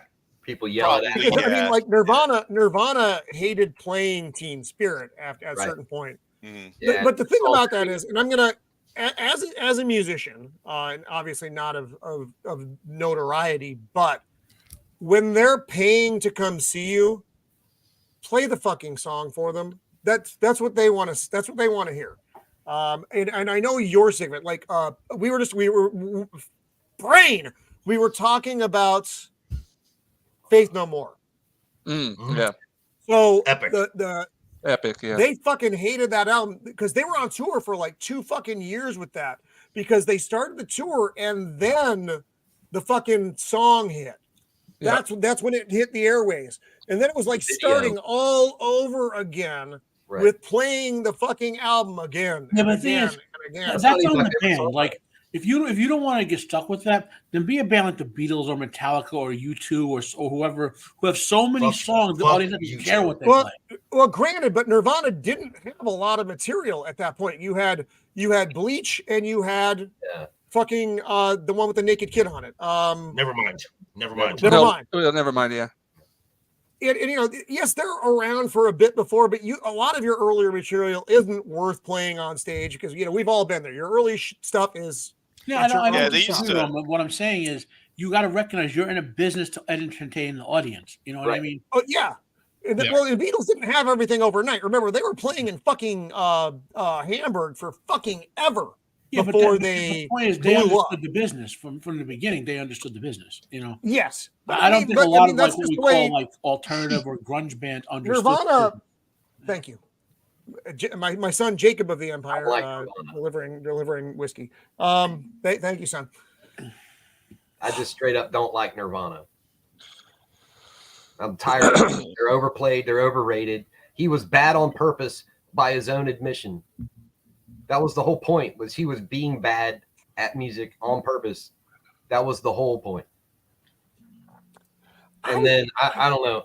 I think that he gets way too much credit for things that Dave Grohl did. And I appreciate Grohl as a musician. I don't like Grohl as a human. Yeah, he drives me fucking insane. Yeah. Ever since he allegedly killed his drummer, I've had a real problem with Grohl. I even like fucking Foo Fighters. I did. I enjoyed them, but then that the incident happened, and I haven't been able to tolerate them ever since. Right. And I haven't. So and I was never a huge Nirvana fan when they came out. Right. In hindsight, to say that Kurt Cobain is not one of the most influential people in music history, for me, that's just kind of naive to say that. I mean, because I've heard that numerous times, and I think he's extremely influential. Whether he deserves it or not, that's up for debate. Well, they started in the 80s, right? Right. Like the late 80s. So. Didn't they open for the Pixies? That's they were friends with all those fucking weirdos. It's like Grohl. I mean, because Grohl wasn't their original. That guy had a voice. Right. Here we go. Here's. They didn't blow up till he joined. We were talking about. Fuck you. We were talking. Not you. Sorry. No, we were just talking about Motorhead though, and I wanted to bring up Motorhead so people could see what the fuck we're talking about. Although most of you, if you're watching this, you probably know. Maybe you don't know who Motorhead is, but you've heard Ace of Spades at some point in your fucking life. There's no way you haven't. But that's not their only song. He's right. They have a best of. If you can buy it. If you watched wrestling in the 90s, you heard from Motorhead. Yep. If you played Tony Hawk 2 or 3, you heard Ace of Spades. Right. They did The Game, which is his main theme song, and Evolution, which was his stable theme song. And then they also did a second song for him called Bow Down to the King. I thought they remade that into The Game, but it could be. Yeah, it could be something. Yeah. Lemmy was a cool dude, and he was a bass player. So that's I have an affection for that. Speaking of being a bass player. Lemmy and Motorhead are tied to Jimi Hendrix too. The day Jimi Hendrix died of the accidental reaction to sleeping pills, Lemmy was supposed to. Accidental? He had a reaction to sleeping pills. It wasn't an overdose. He just took 2 sleeping pills and they killed him. That's it. Lemmy was Jimi Hendrix's guitar tech in his band, and he was going to try out to be the bass player of the Jimi Hendrix band. Literally the day Hendrix died. Wow. Yeah. Look at that. Dropping knowledge. I did not know that. Already. I did not know that. Let's see what we got going on here with our man Joe. You're nice. Wow. Oh, that's beautiful, dude. Yeah. Thank you. That's amazing. You got to stop that. Every time you're on the show, it makes me fucking hate myself just a little bit more for my lack of talent. What are you talking about? When it comes to music, guys, I have zero talent. Like I envy. Cut off my fucking hands, James. I can't do anything. Like my daughter, she could play the piano. She's learned the piano now, and I just look at it. It's like magic to me. Just don't understand it at all. Well, also your daughter is living in an Asian country, so kind of just bleaches into you when you live there long enough. Or so I'm told. A lot of work goes into it. I wish it bled into me. Yeah. Ding dong, ding dong, ding. Who is that? So that's what's kind of a round one. So round 2 is going to be more of a speed round here. We still got about an hour to play with, though, so at least we got that. But it's easy to wander off when we're talking about music stuff. It's just you go from one fucking spot to another. I'd like to bring up a band just because I normally don't interject myself into these things, but it was for me the 80s kind of was a bookmark of 2 bands. Duran Duran, who we really haven't touched on yet, and U2. U2 owns the end of the 80s. I like Duran. I own both of them. I think they're both very talented. I think U2 was better younger and more album Joshua Tree, and that's Joshua Tree. Beautiful. Well, after Rattle and Hum. You didn't like After their Octoon Rattle and Baby Hum, album? it was a real fucking. I like it better now. It took me a lot. It was like watching True Detective. You can't just go from season 1 directly to season 2 because it's too jarring. That's the same thing that happened with Octung Baby. Octung Baby was so fucking different than, and because remember, Rattle and Hum, a lot of that is some revisited material, and then they did for a lot of it just for the movie live album, right, the film. It's a great live album. What kind of movie is this going to be? It's a musical, Jenny. If you've seen the movie, which I've seen that movie probably like 1,000 fucking times because it was playing in the theater when I was working in the movie theater when I was young Roman of the Empire. But let me pull up just the discography. I was that movie came out also on Octung Baby until the song One came out, and that's probably one of my 2 or 3 favorite U2 songs. One. So. Yeah, I love it's a great song. Yeah. Again, that was the only song I liked off the album for a long fucking time. But I would say I'm okay with. I'm sorry. No, go ahead. I was going to say, as far as U2 goes, I mean, the War album was amazing. Joshua Tree was great. Joshua Tree is a fucking defining fucking album. Yes. Now that's not the album that got them on the radar. The album that got them on the radar was Unforgettable Fire. That's the one that really pushed it with Pride. I mean, Pride was a great song. I would say probably my favorite U2 song would be like a Sunday Bloody Sunday. It's just an amazing song. Yes. And actually, and the better version of that is from Live from Red Rocks. Mm-hmm. That's the version you probably know. If you're familiar with that song, that's probably the one that you've heard. Yeah, with or without you, I still haven't found what I'm looking for. Man, that was all. Oh yeah, Joshua Tree.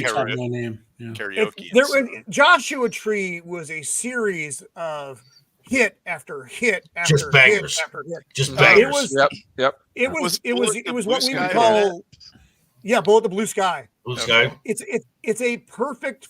I mean, it really is. It's a perfect fucking album. It's not one of those albums you buy where you're like, well, there's 2 or 3 good songs on it. The entire fucking album was incredible. Was a banger. I do. And go ahead. Oh, he asked if anybody remembered Rat. Like, yeah, I remember. Yeah, Rat. yeah. Oh, Rat. Yeah. Rat. A lot. But no, I can't separate Diego, music from the memories I have that I went through at the time that all these songs were playing on the radio or were popular. And I had a particularly toxic relationship that broke up, and that was like the theme back then. So I can't really, I don't know. Separate the two. It makes me instantly go to a bad place in my brain. So every time I hear it, I just turn it off. So that's unfortunate. But that's just on me. They're very talented, great songs. Album cover with the kid on it. Now I will say this though. Will say this, that I believe it was off of Octung Baby. Mysterious Ways is one of the best lap dance songs that was ever been made. Really? I thought going to distance. I was unaware of that. So this is Under a Blood Red Sky. I'm sorry, I live at Red Rocks, Under a Blood Red Sky. That's the version of great album. Yeah. Fucking we were just talking Dave about Matthews at Red Rocks over U2 at Red Rocks. Who's been to the Red Rock Amphitheater in Colorado? I didn't actually see a band there, but I went and visited it, so it was pretty cool. But so yeah, U2 was, and it's there's another. So The Fly, fuck The Fly. They wrote a song. Do you remember Roy Orbison in the late 80s had a bit of a resurgence, both with the Traveling Wilburys and then on his own? Yeah. And he Bono wrote the song Mystery Girl for Roy Orbison. And that's Edge playing the guitar on the album.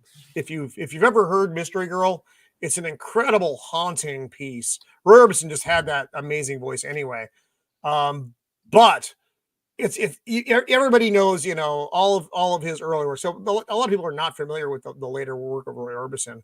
With the Wilburys was also just a lot of fun. Also 80s stuff with Jeff, what's his fuck from ELO, George Harrison. You know, they were like a super group of all these older artists. Yeah. Roy Orbison was the first one to pass away from that group. He died like shortly after the release of Mystery Girl, the album. So it's worth checking out. Again, Bono wrote that for him. I always think that's really interesting when you have that kind of generational thing where they want to pay homage to their elders, and Bono did that with Roy Orbison. The year he died, he did a special called the Roy Orbison Black and White special. Black and White Night. Oh my God, that was 35 awesome. musicians. Yeah, he had he had Bruce Springsteen, Prince. Was McCartney there? Tom. There were a lot of motherfuckers there. Tom Petty was there. The who's who of musicians were there, and they all paying tribute to this guy because he could barely stand at the time. He would stand up and sing and play a little guitar and sit down again. He's another one of those forgotten musicians who influenced with everyone for a lot of stuff. I guess his research happened because of the movie Pretty Woman, which I hated the movie, but I always loved the song. But he's Only the Lonely. You want to listen to go listen to Only the Lonely. It's an amazing song, And sorry, Boosh is cracking me. Yeah, but tubing pulling. Yeah, you broke my train of thought. Damn you! Sorry. The train went off the track. I have the sense of humor of a 12-year-old. Roman, if you want to, by the means I gave you, you can see Black and White Night. I have it on there. Oh, nice. Yeah. Yeah, I haven't seen that thing in fucking. I watch it every year. A minute, probably 30 plus years since I've fucking seen that. It is an incredible group of musicians coming together with Roy Orbison. It's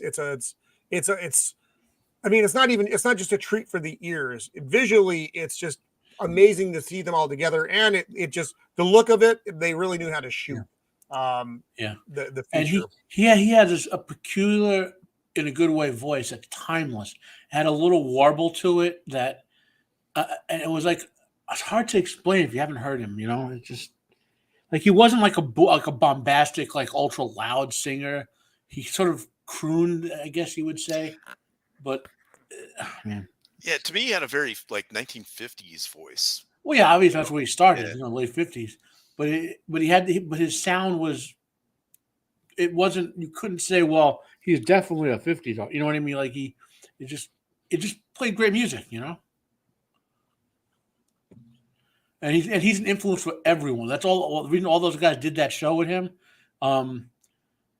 is he. Roman, I'll call up one scene where you can and where you can see all the musicians. From Black and White Night. Yeah. I'll tell you when we're trying to take a couple seconds. Really, he was only 52 when he died. Yeah, wow. He was really young. Yeah. Well, it's like he was about the same age. Joe Strummer was, I think, only 50 when he died. Joe Strummer from the Clash. But I always, you're right though. Looking back, I thought Roy Orbison was older. He had a really rough run of things. His first wife, I believe, was killed in a fire. Their house burned down. It was either his wife or his son. You'll have to forgive me. It was a disaster. And this he and Johnny Cash were friends back then. I read this in is that a cat or a small monkey? No, it's wow. Oh, okay. It's my puppy. Look at that. It's like a dog.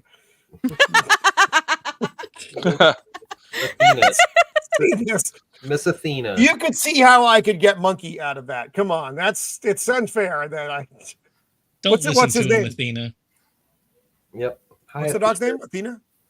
Yep, Athena. I named her after the goddess of wisdom, and she's the dumbest animal on the planet. Dogs. Yeah. Matt, did you already say that thing? Hold up. Okay. So there'll be no sound. There'll be no sound. Okay. We can only play it for fucking 10 seconds. Well, I'm not going to play any sound. I'm going to show you. Just slide. Okay. So this is him singing "Pretty Woman." Now look at you'll the lighting. Pan around a little bit. All these people in the background are famous musicians playing just to support him. Like there's Eric Clapton on stage. These guys, even the background musician. There's a set of Bruce Springsteen sitting down playing background guitar. That's how much they love this guy. That's amazing. Yeah, it was good shit. Yeah. Eric Clapton. I said Eric Clapton. There's Bruce, and I forgot the other guy's name. They're singing background for him. You know, it's just such an incredible if you can find this and watch it, I don't want to get the copyright or whatever, but if you can find this and watch it. Yeah, definitely worth your time. Yeah. Elvis Costello's there as well. It's a crazy, incredible lineup. Well, I just showed you 10 seconds from one song. On other songs, other people come out. There's a guitar jam scene where 7 all-time great guitarists, Clapton, Prince, Springsteen, they all jam into this one Roy Orbison song together. You know, it's like probably Pretty Woman if I were a betting man.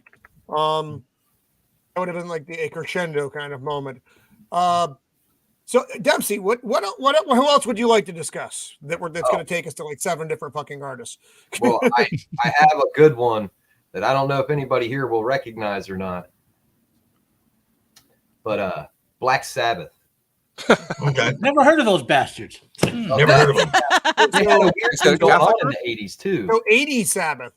Right. 80s Sabbath. Ronnie James. So is Ronnie this James Dio? This is Dio Sabbath. Right. Now they're good. Don't get me wrong. I like old Ozzy Sabbath. Everybody likes old Ozzy Sabbath, Paranoia and all. They're very paranoid, but they had Last some in really Line. good stuff going on. Last in Line, Holy Diver. Right.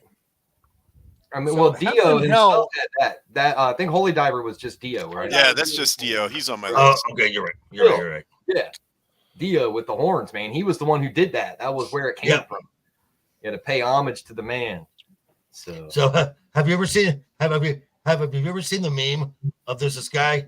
He has the Ronnie James's body and shoulders and his head here, and it morphs into his hand, and it says great tap, bro. But now every time you jack off, it's Ronnie James Dio that right.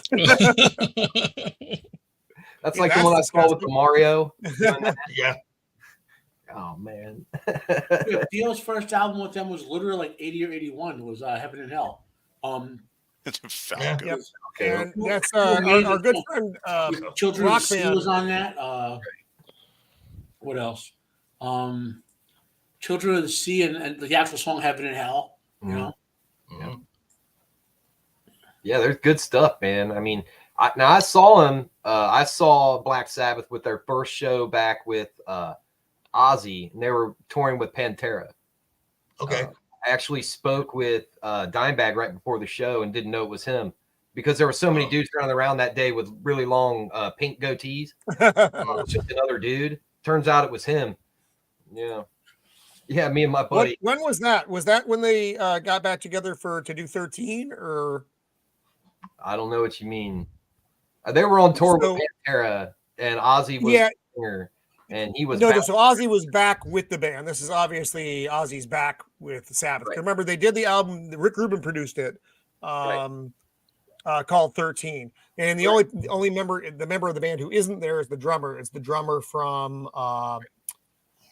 Rage Against the Machine filled in. So that's what I'm wondering if it was that time frame. I mean, it would make sense if it's Ozzy playing with Black Sabbath. The second time that I know of that they tried to get back together, because the first time they tried to get back together was at an Ozfest. I saw them at Ozfest. Had laryngitis and couldn't come out.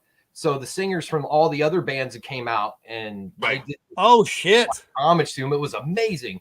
But there was a ton of people in the audience who were like, no, we showed up to see Ozzy, and they rioted, and it was crazy, man. They set the pavilion on fire. They flipped over cars. They tore down the wall. There was helicopters and cops in riot gear and everything. It was crazy. Wow. Crazy. Ozfest. Yep. Up Polaris Amphitheater in Columbus. So you're telling me it was a mostly peaceful right. Mostly peaceful concert. Yeah. The mostly peaceful concert where things got burned down. It's fine. It was crazy. So with Ronnie James, there's a current band out of Vancouver called Unleash the Archers. Where I love that. Oh, they're good. Yeah. That girl.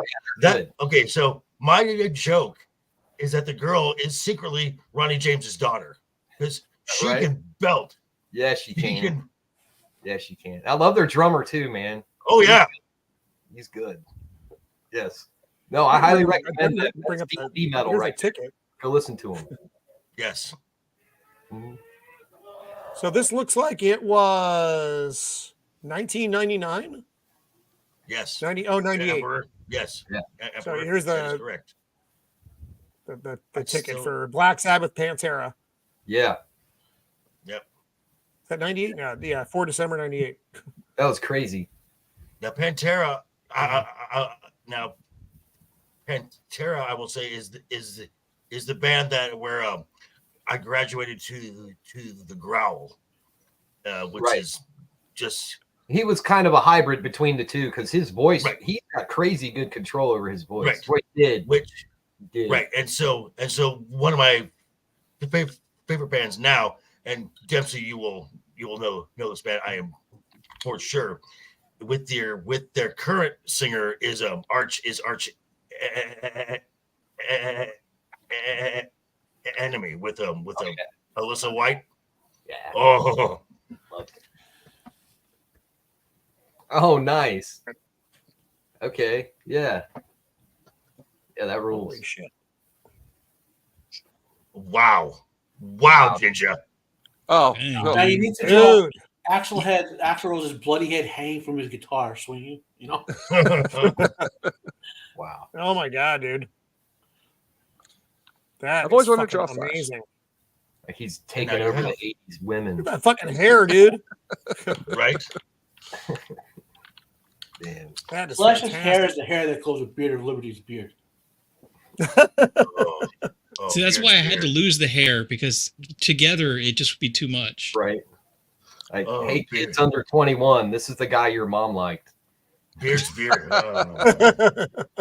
I wish I had a picture of like when I was like 27 and I had the full Grizzly Adams hair to my chest and beard down to here. Wow. You just see my Dang, eyes dude. and glasses and hair. But I did would you have a pull- top hat? I wouldn't. No, it wouldn't have fit. The hair was big. It was full metal. Like shake your head and you get a giant whip effect on your hair. Oh, You yeah. know? Oh, yeah. Like Jason Newsted was really good at that. Yeah. He get the whip going. Yeah, he was crazy. As a matter of fact, Let's when I see. saw Metallica, that was my first concert. It was them by themselves on the Black Album tour in '93, I think it was. And Okay. Jason had just cut his hair off. Oh no. Yeah, like right before the show. Ooh. Like maybe Was a that week- the tour that Nirvana was on? No, it was, well, I don't know, but they were by themselves when I saw them. The Nutter Center. Okay. Yeah. Yeah, It it was was my- they- my- they three didn't have an hours of opening just act? them. It was awesome. And it was on the Black Album tour, so they had a bunch of new songs that weren't bandwagon songs at that point, like Enter Sandman, you know, Right. that hadn't been played to death at that point. So, yeah, good stuff. Right on. Sorry, Pantera. you need to go back to No, Metallica. no. That's No. that's this we is wander. good. That's what these conversations wander. That's what they do. Yeah. Well, to be fair, at that concert where I saw where Pantera and Sabbath was playing, when I talked to Dimebag, he asked me if I was there to see Pantera or Sabbath, and we both just were like, Pantera, man, and he was like, no way, dude, Sabbath. And we didn't get it until we saw him on stage a couple minutes later.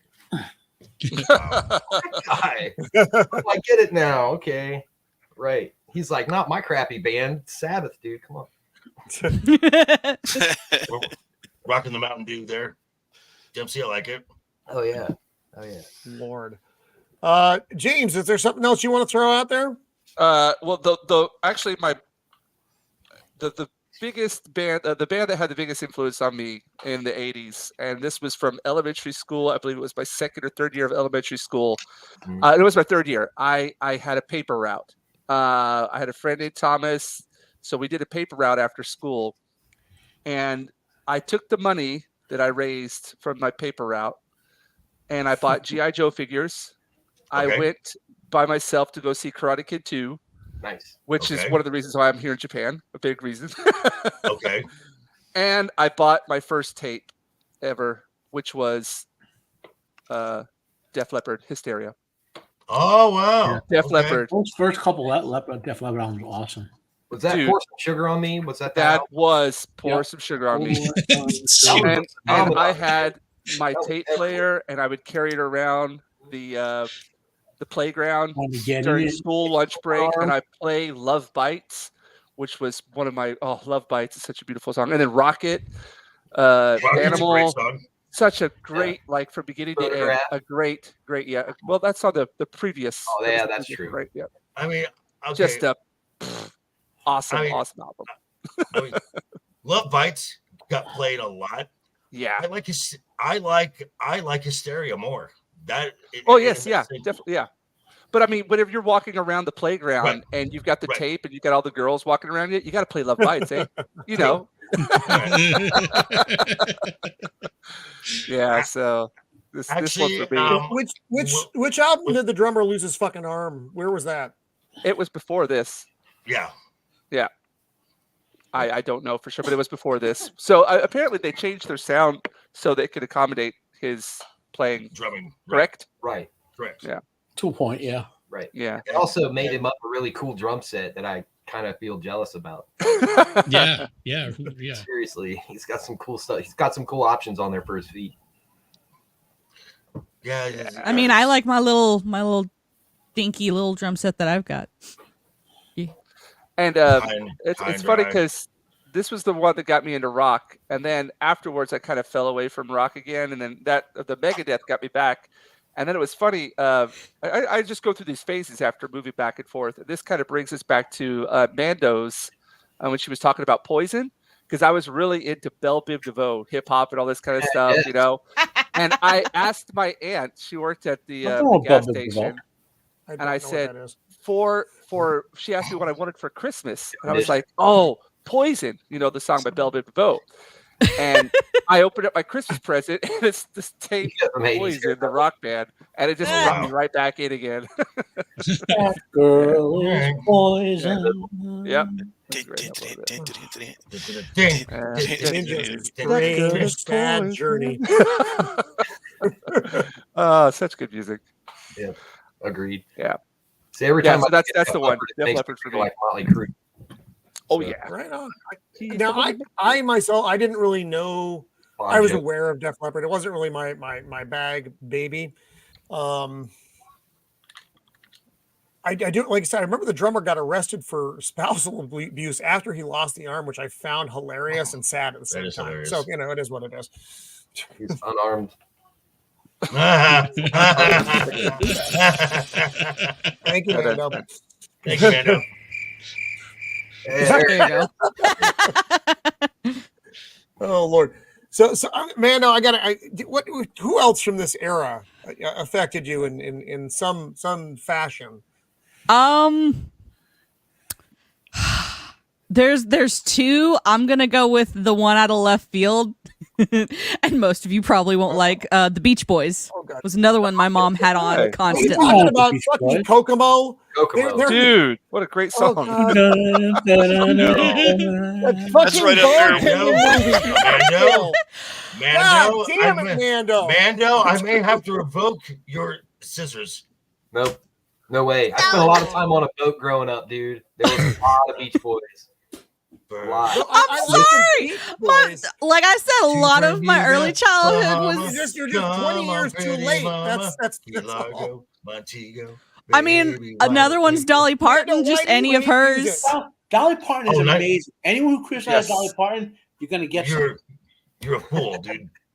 Dolly's amazing. I mean- Yeah. So Dolly Parton, obviously better. You go on of all of them. Jolene, and it's a Yeah, wrap. I'll give you how awesome Dolly Parton is. I'll give you. God. So she was recently nominated to be in the Rock and Roll Hall of Fame, and she's like, "I ain't gonna be in the Rock Hall. I never did any rock songs." Then they made a deal on her being and says, "Well, now I got to do a rock album." She did a rock album just to prove she can do it. Right? Never did understand why they get other genres in the Rock and Roll Hall. Well, of it's really, Right. it's really the No, music they hall should of make fame, other not the halls Rock of Hall fame. That would be. But that's a whole more other appropriate. argument. Well, Yep. how awesome Dolly Parton is. Like, Let me know when that discussion happens. I want to be part of that. Right. Mm. you want to hear an awesome triple duet? I guess it's called a triplet or whatever. Her, Linda Ronstadt, and what was the other singer's name? They called like the Triple Threat or something like that. They did like an album together in the 70s. Three of the most amazing voices singing together you'll ever hear. I can't remember the other one's name, but the song Whitney Houston made big. What was that song? I Will Always Love You. Yeah, that's a Dolly Parton song. Yeah. That's Dolly Parton song. Yeah. She has my favorite Christmas album with her and Kenny Rogers. An amazing album, Christmas Without You, I think it's called, something like that. I can go on about Dolly Parton. She's an amazing. Well, I mean, the song I Will Always Love You like is a kind of like a farewell to her other person that she was singing with. What is his name? Kenny Rogers. Yes. Basically, like, I will always remember you, like, and then Whitney Houston made it bigger. And The Bodyguard. Now It's you down, talked Bobby about Brown. Bodyguard. Yeah. now you talked about a Dolly Parton. Emmylou Harris. The other one I couldn't think of was Emmylou Harris. So Dolly Parton, Linda Ronstadt, Emmylou Harris. They got them together in the 70s to do a bunch of songs together. It's an amazing like triple duet, or you call it triplet or whatever. I just heard. I heard not too long ago. I heard not too long ago a Christmas album sung by the original singer from Nightwish. So it's like this gothic opera. Tarja Turunen. Yeah. Well, technically, she's the second Fine, singer. Jacob. It's not an 80s band, okay? Yeah, but that song came out in the 80s. So. They had several songs that came out in the That is 80s. very much like a Ghost in Darkness reference here. Talk about blessed bands. Nightwish has been blessed to have two of the greatest female singers of all time as their lead singer. Yeah. Did I have a good backup then, Roman? Was Dolly Parton a good backup? No, she's not. It's horrible. When people think of the 80s, they're not thinking Working about 9 to 5, Dolly baby. Parton. 9 to 5. No, I was thinking 9 to 5. 9 to 5. I love Yeah, that exactly. movie, man. That's what I was thinking. 9 to That's a great 5. movie. I love the anime scenes in No, that. you're The all animation wrong. scenes. Every person on the panel right now is wrong. And Yeah, every all us, fucking Roman. one of Including you. yourself? That's all right. Including I'm yourself. never wrong. Well, that's okay because my big pick was going to be Rob Bass and DJ Easy Rock. Hey, It Takes Two. Yeah. Yeah. No, you don't understand how big that was Oh, that's a great song. when that first came out that summer of '88. I went to basic training and we got a chance to go to like the little rec center and they were playing it in there. It was crazy. Movie. Well, it may not be internationally known, but it's been known to rock a microphone. Your phone. Yep, exactly. Oh dear God. Yeah, I got nothing here. This is So, again, not wait, my- you didn't- not my- you not my had to have genre, heard the not my song. bag. You've had to have No, heard I don't think that I had. Wow. And probably not in the circles that I traveled or even in public necessarily. There's no. I'm Okay, maybe. just saying. It was at the skating rink for me, man. I couldn't Yep. avoid it. Oh, the It's a skating rink. skating rink. It Yes. was big, and they'll still play it now. If you go to like a club or something, they'll bust it out even now. Oh, yeah. It's Just that how can you good. not dance to that song? Yeah, exactly. Easily. It was big in Japan back then. But if we want to talk rock, let's talk about the seminal rock opera animation, Rock and Rule. Does anyone? It's got the most Bueller? hardcore rock song that Cheap Trick has ever done. Born to Raise Hell is on it. Oh, I've never heard of it. You're making that up. No, it's a 1983 Canadian animated movie. I thought you were going to Yeah, talk you metal. can't include It's okay. Canadians So in this they thing. made this movie, What are you right? doing? They put all this money into it, made the movie. It didn't do well at the box office, and they went on to do Care Bears, and that's how they recovered their money for their company because they went on to animate Care Bears. But it had a whole bunch of stuff in it. Lou Reed, My Name Is Mock, right? It had Justin saying that My Name Is Mock was on there. Lou Reed. It had Iggy Pop. It had crazy. Blondie. She did a Blondie. she did a duo with the lead singer from Cheap Trick. It's a really good song, and it also has a song Hot Dogs and Sushi, which is kind of a little thing, but you can't get the whole song because it's just only made for the movie. But that one's really good. It's Melanie Brown does that one, and she's like from New York or whatever. But it was cool. Anyway, if you look it up, it's actually a good movie. Now you mentioned Iggy Pop, which kind of ties into my next pick. A rather obscure band, but if you knew, you knew, and that would be the B-52s. Oh, I love was the into them. yes. I love the B-52s. Rock Lobster. I was actually playing that. Oh my God, Rock Lobster was so fun. I was actually playing that video in my bar the other night. Someone and somebody asks, "What drugs are they on?" And I just said, "All of them." Yes. All of them. They're on all of them. Yes. And then when they got into their later 80s, this is kind of when Kate really started to really was getting it was when Kate Pearson was getting a lot of attention, and then she did that duet Candy with Iggy Pop. Oh, with Iggy Pop, yeah, that was solid. Beautiful song, and I've always loved this band, and they are just so much fun. It's just fun. Good fun. Yes. Yep. So if anyone wants to comment more on the B-52s and how awesome they are, please, the floor is yours. Yeah, Rock Lobster, actually Planet Claire on that same album wasn't the same album. Was it with Planet Claire? I think it was, they were on the same album. I love Planet Claire because it sounds a lot like the Peter Gunn theme. Then his droning lyrics come over it, and the girls are just doing their kind of shrieky sounds in the back, but harmonizing. They were an interesting. They were almost like a throwback to the 70s kind of art and music combined is what I think of when I think B-52s. Yeah. Jinja, thoughts, please. Oh, about the B-52s? Yeah. Oh, they were hot. The lady singers too. I had a huge crush on those ladies, dude. No, I forgot about that.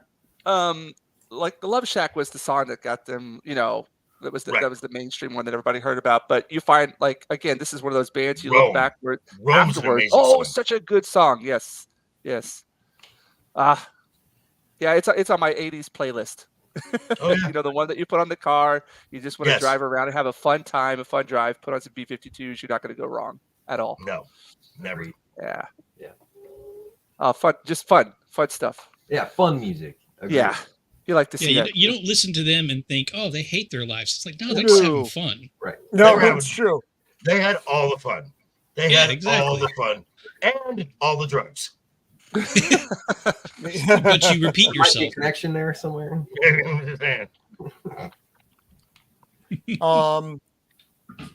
Was anyone a Smiths fan? Yes. Back then. Because I know it's funny because we are all I think of different or not quite the same genres as far as things we listened to back in the day. The Smiths for me were another one of were a big. How Soon Is Now. I mean, that is like their song. That is like they're like that is like their quintessential. That's a song that everyone knows. It was redone, and it was redone to be the theme of the TV show Charmed. So it's just. And it's funny, a lot of people, and it's not hard to do. If you may confuse Morrissey, his solo work with Smiths, because it does sound remarkably similar. It's like Phil Collins and Genesis. You probably would confuse one for the other, and that's who you're looking at. Who was doing most of the songwriting will definitely show when they're doing their solo works. With Sting, in the Police. You hear the band in the artist, but Yeah, I love the Smiths. They were another one of those bands of that era.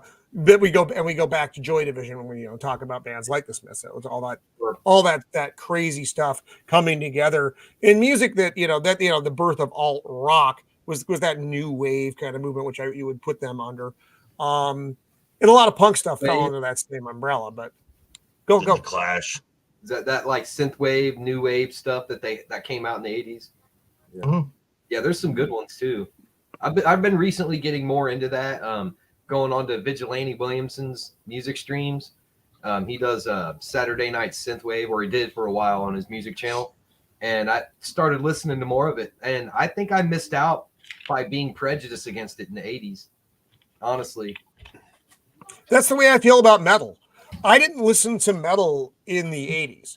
I listened to whatever. Pop was pop's kind of garbage. Is a garbage can thing for whatever.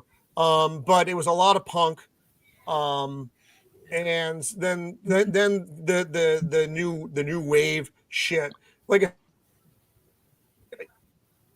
What about it? But the metal guys were way fucking different than the punks and the new wave people. Like Black Flag or like what? Yeah, Black Flag, and then another band came out of there because that was Rollins' band, and then Fugazi. I don't know if anybody else knows. Fugazi. Fugazi. Yeah, definitely. Fuck my life. Ian MacKaye was a fucking musical genius, business idiot, but musical genius. Kurt Cobain actually had similar unfortunate leanings as far as not wanting to be successful. Like MacKaye started Discogs Records. He started his own record company. But he never wanted to really be famous, so they never.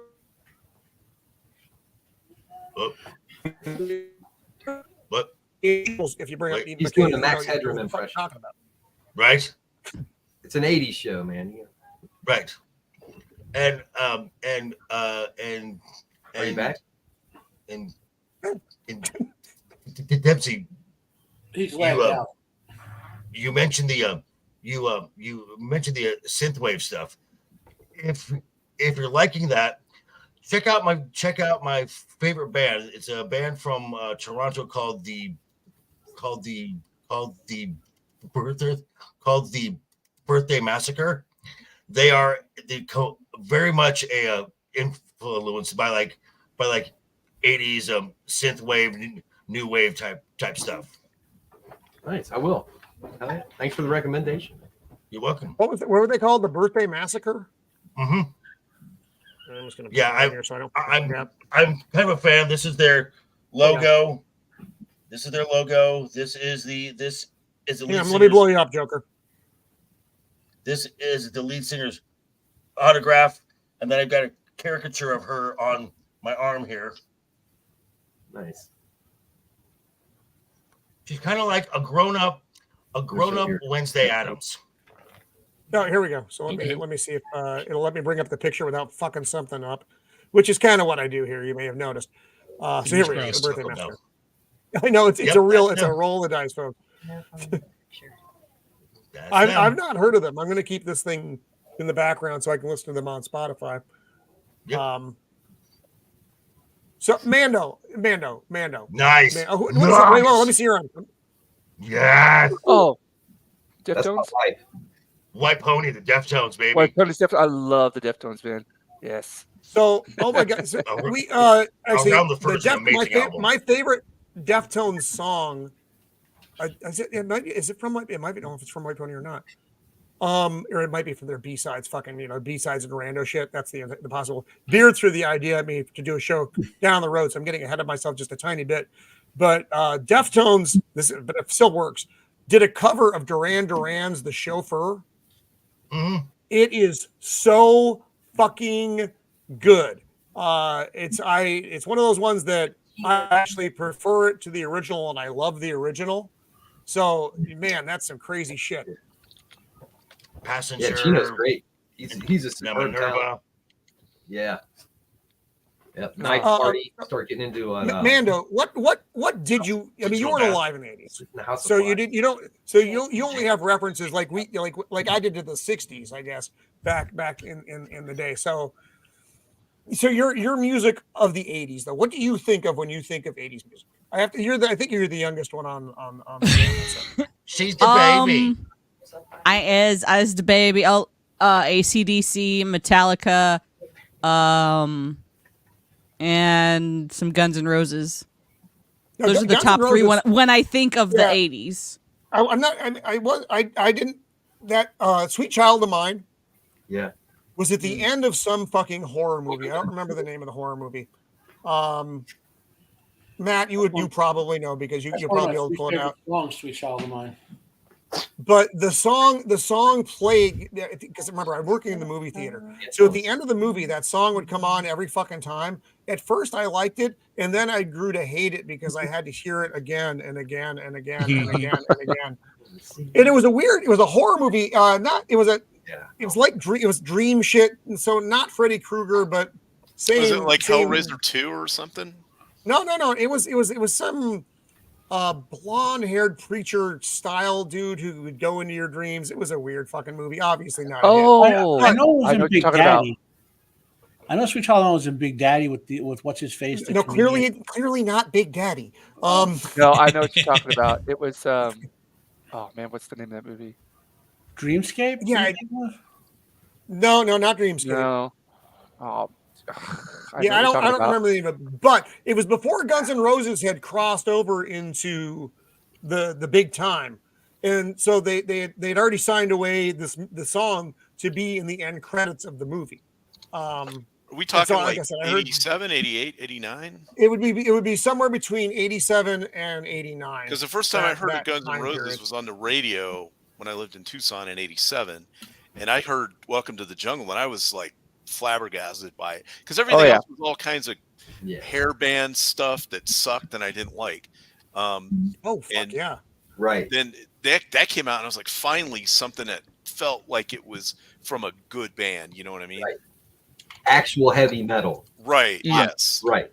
Yep. Like it had a heart to it. You know. Exactly.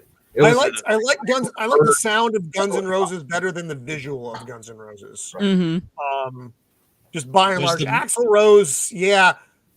Like I said, I like the sound of Axl Rose. I don't like seeing Axl Rose. Right. What was the movie called? Bad Dreams?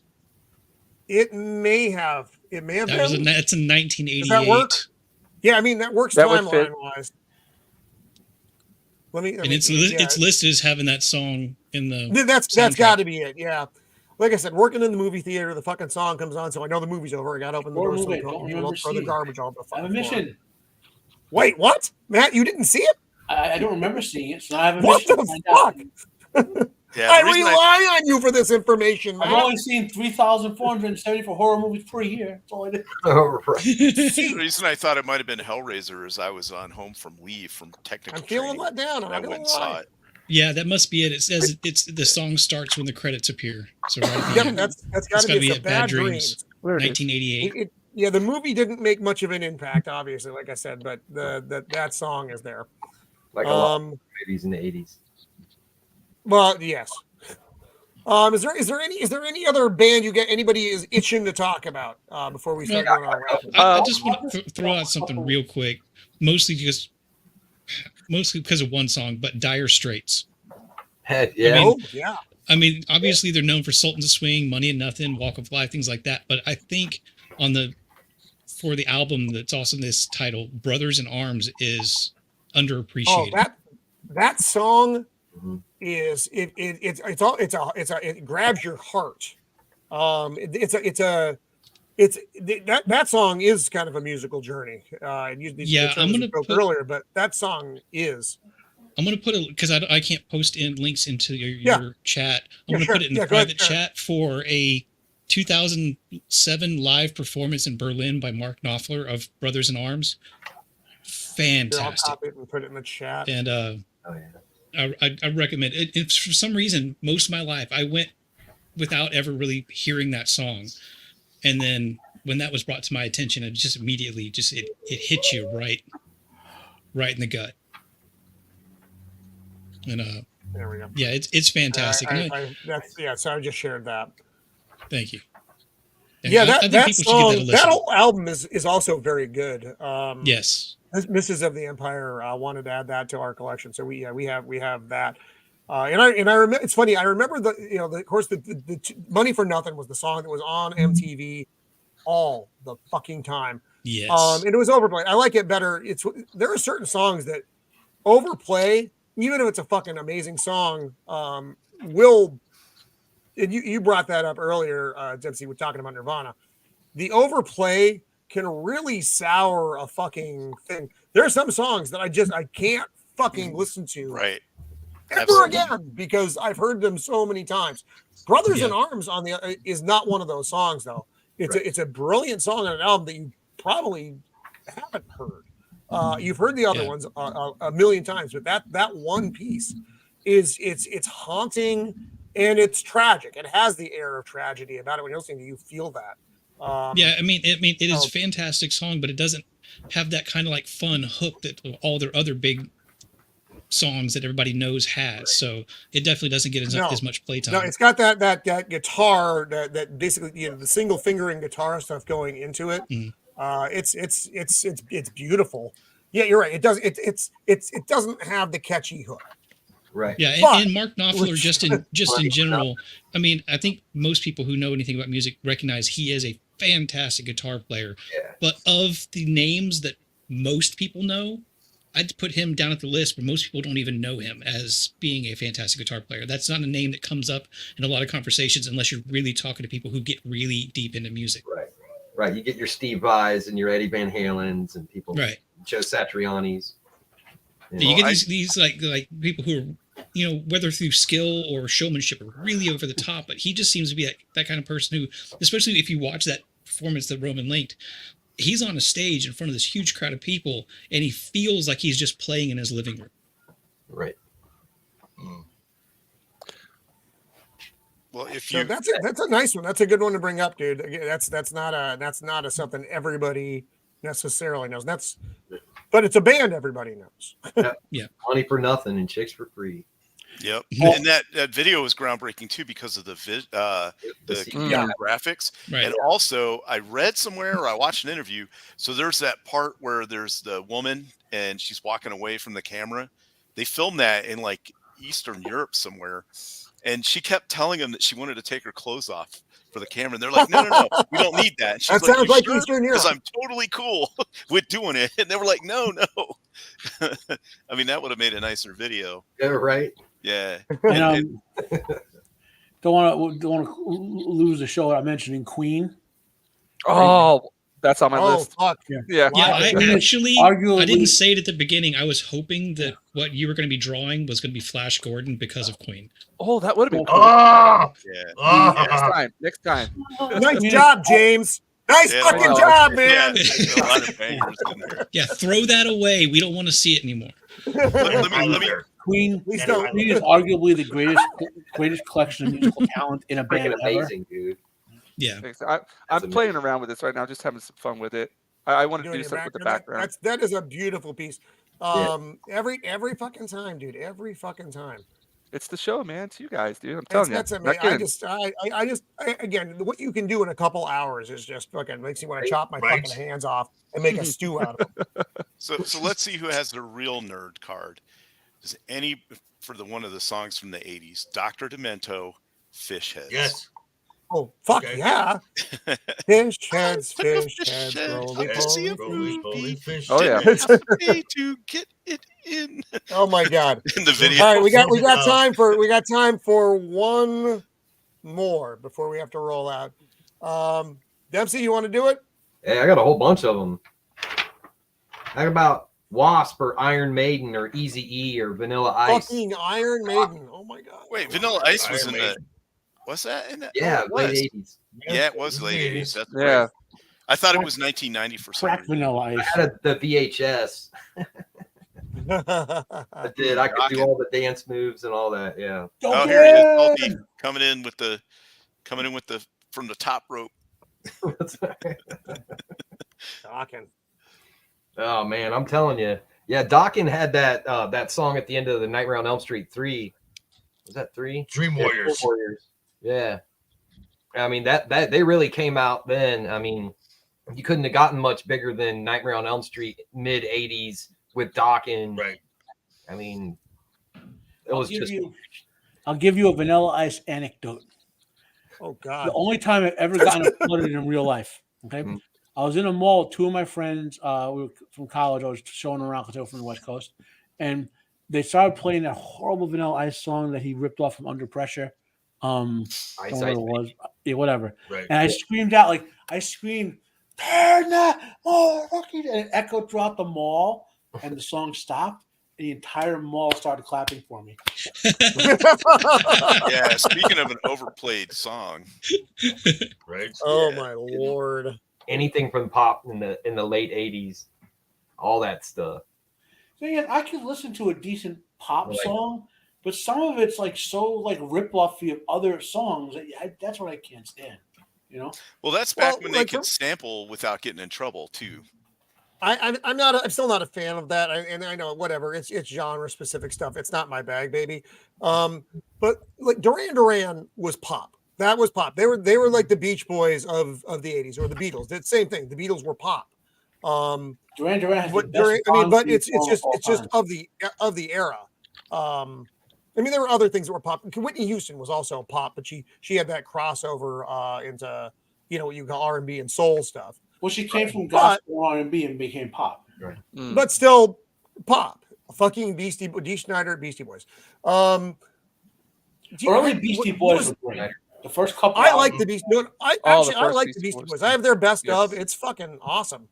What you want? No, it was good. My brain has stopped working. No Sleep Till Brooklyn. No Sleep Till Brooklyn is just such a fucking killer song. I know I'm old. I get tired.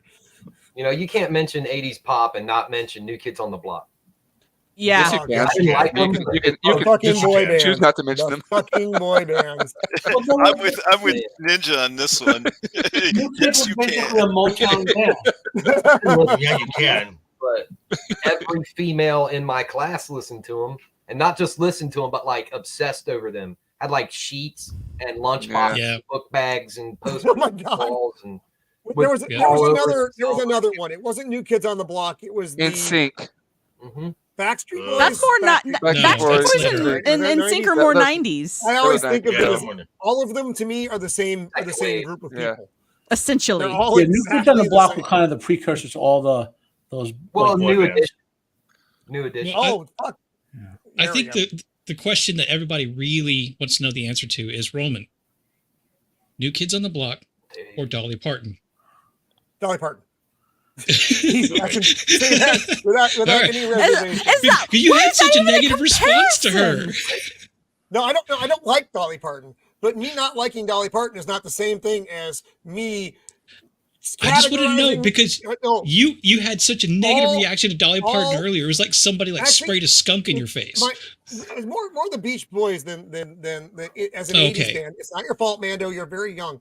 But like Salty here has brought up, Men at Work, Depeche Mode, Echo and the Bunnymen. Another Cure. Fucking Echo and the Bunnymen is just a superb band. Lips like see what he's talking about here, though. Aside from Men at Work, what I would say are kind of more pop. But Depeche Mode, The Cure, which we talked about at length, Echo and the Bunnymen, all fall into that same kind of category, though, of that the new wave stuff. New wave is a term that a lot of people right now. Mando, did you even know that term existed? Yeah. Were you even? No. I have to ask because it's not necessarily something that made it past certain, decade gaps, which makes sense because that was because now you just think of it as them as like a fucking oldies band, like an alt rock oldies band. Now alt rock has absorbed all these other genre titles. I think really. But anyway, what about I think that's actually you spin me right round, right round, baby. Dead or Alive. Yeah, and Culture Club. That's a big one. Ooh, they were big. I fucking hated them though. I still hate them. I have no even fond nostalgic value for our Culture Club. There was a song band Alien. Come on, that is a great song. Hollow Notes. Hollow Notes. Hollow Notes aren't bad. I actually like Hollow Notes. Yeah, actually, they're one of vastly theirs- superior to the new boys in the sink.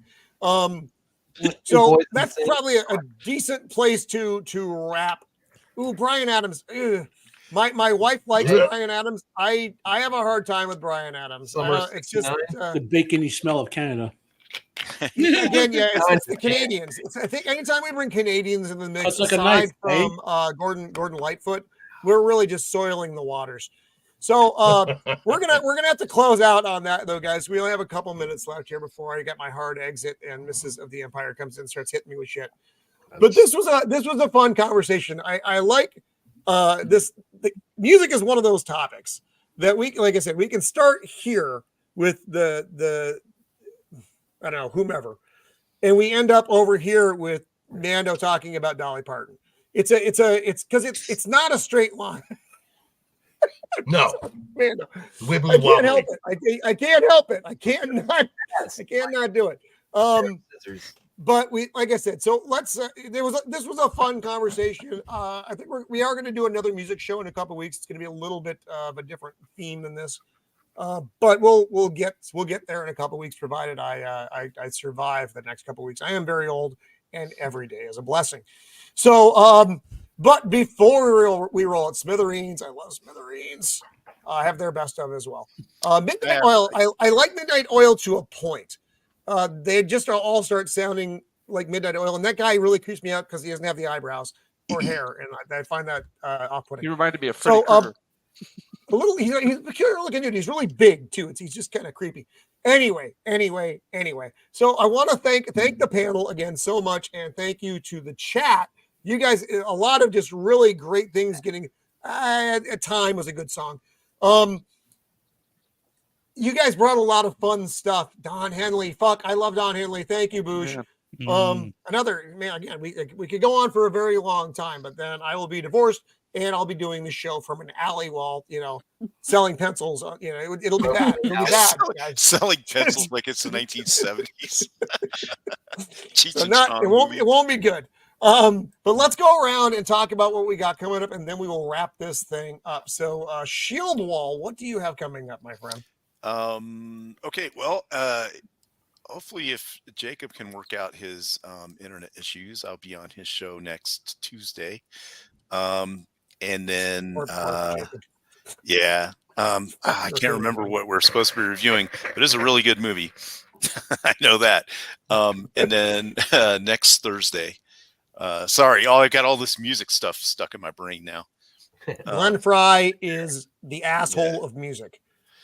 But anyway, and next Thursday, whatever we're doing on this show. You've already forgotten. Yeah, I told you I got too much music going on in my head. But anyway, thanks for having me on. It's a great discussion. Thanks to the chat as always. Learning a lot of stuff. Matt bringing the solid knowledge and his dislike for Vanilla Ice. So That's Vanilla Ice is on the list. I don't know if that's his Speed Force of music, but Speed Force, fuck Vanilla Ice. No, that's Milli Vanilli. Fuck Mark Wade. Anyway, thanks for having me on. Yep. Right on, brother. Right on. Joker, what do you got coming up, buddy? Why? So what I have coming up tomorrow morning, 6 a.m. I have my review dropping of Madam Web. I will save you all some cash. Don't go see it. Don't go see it. Just don't waste your money. Tomorrow night, 7 p.m. I will be simulcasting Friday Night's Royal Rumble. Dempsey will probably be in the chat there, modding it up. I will not be here next Thursday. Sorry, folks. I will be joining the ladies of Dames and Threats. Beard, stop with that beard. You're making me hot again. Please don't do that anymore. That's so fucking disturbing. Yes. So and then, but yeah, thanks. Thanks for having me. And this was a lot of fun. And if you want me to survive till the end of the show, do not put up another picture of Susanna Hoff because I'll faint again. So I'm just gonna fall right out. Beard of Liberty. What do you have coming up, sir? Well, the only thing really off the top of my head at the moment is actually, hang on one second. All right, so oh my God. That's so after the weekend, it's the things you find out you can do when you're bored at night. That's what happens when you get the length. After the weekend on Monday, we'll be can't remember Romancing the Stone. Thank you, R2 in the chat. Romancing the Stone. We'll be reviewing that. That'll be another first watch for me, which of course that comes as no shock to anybody who knows me. You'll have fun with that one. That's a great film. Yeah. You know, if Jacob gets stuff working, I'll probably show up there. We'll find out. So people can follow him or me over on X, and you know, when we know things, we'll let you know. Right on. Thank you for being with us, Dempsey and Athena. Yo quiero Taco What Bell. do you got coming up, buddy? You are all over the place. You're everywhere on the interweb. What do you got coming up? Yes. Well, I'm going to be supporting a lot of people via chat, and you know, I try to do that as much as possible because I believe my time is more valuable than any other kind of support I can give. Plus, I'm broke. But I will be. I am a regular on reality-based music over on Ryan Roger Athay's channel, and we do a show. It's 4 p.m. Eastern time on Sunday afternoon. So, yeah, we talk about all things music and things of that nature. And it's usually myself and my son, as well as my friend Jim, as regulars on. It's fun. And then we have scissors that we have to do all the time. I want to die so much. Once you join the Scissor family, you can't escape it. It's true. It's as I've found, I've tried. These are the bad habits I picked up by being radicalized in your chat, Roman. That's what did it. Well, thank you so much for being with us. It's nice to have you on this side of the camera, and I'll hit you up. Hopefully, we can do this again in the not terribly distant future. Cool. Sounds good. So brace yourself, right, Mando. Why would that? Look, I appreciate that her sheer existence here grates on your nerves and causes you to die a little bit. Show a little respect. You know I love you. I'm sorry, my mom's taste in music sucks, man. I know. Look, this is what I grew up with. I know. I forget how young you are. You're basically like an egg with legs. You're so young. So what do you have? What do you have coming up? Oh God! Oh God! Whoa! An egg with legs. I need somebody That's to a draw new that one. with a Mandalorian helmet sitting on top. Jacob, if you're still in the chat, do it. Or R2, make it happen. Somebody make it happen. Gosh, my schedule for this next week is a little crazy, especially with we're not sure. Not sure with Jacob. For sure I'll be here next week. And just keep an eye out on my socials and stuff, because just my life's been a little bit crazy. Like, what happened? R2, were you not paying attention? Anyway. Yeah, I'll be here next week for sure. And also another way that I very much embarrassed myself on the internet. Last Saturday for our Dungeons and Dragons stream, my character got a tummy ache and pooped in a bag in an alleyway. That sounds like something that would happen overseas. That's terrible. I'm sorry. That's an India story. Set on fire. That's not good. No, we didn't set it on fire. But yeah, Inside All Day Gaming, you'll be able to see the clip. Nadia has not stopped talking about it since it happened this past Saturday. And apparently all of the internet now knows about it. Oh, there you go. Good to know. Wow, I'm uncomfortable. Weird. James Harris, the Jinja Oh. Ninja. What do you have Look coming at up? That is a fantastic. My God, man. He's just slashing away. That is fantastic. For me, yeah, just chilling out and drawing at the place. I'm not really on much of any stream schedule as of late, but just keep an eye out on the Twitterverse and Instagram and stuff for some reels. And I actually might have a little bit of a surprise with this one today, so be on the lookout for that. Ooh. Indeed. Ooh. Yeah. But thanks again for having Amazing. me on. And just as a sneaky little addition to the whole conversation today, we were speaking a little bit about What the fuck? You're going robotic. Roboting a little bit. James! James? Skynet has taken him. We lost James. Roman, Well, I sent you a All I picture. can say is Tim's on domo Twitter. arigato. Uh-oh. Well, What was that? are you back? China. Well, those, Whoopsie. it's China. Yeah, you kind of Yeah, rolled oh, it yeah. out. Oh, my bad. Sorry about that. All right, thank you.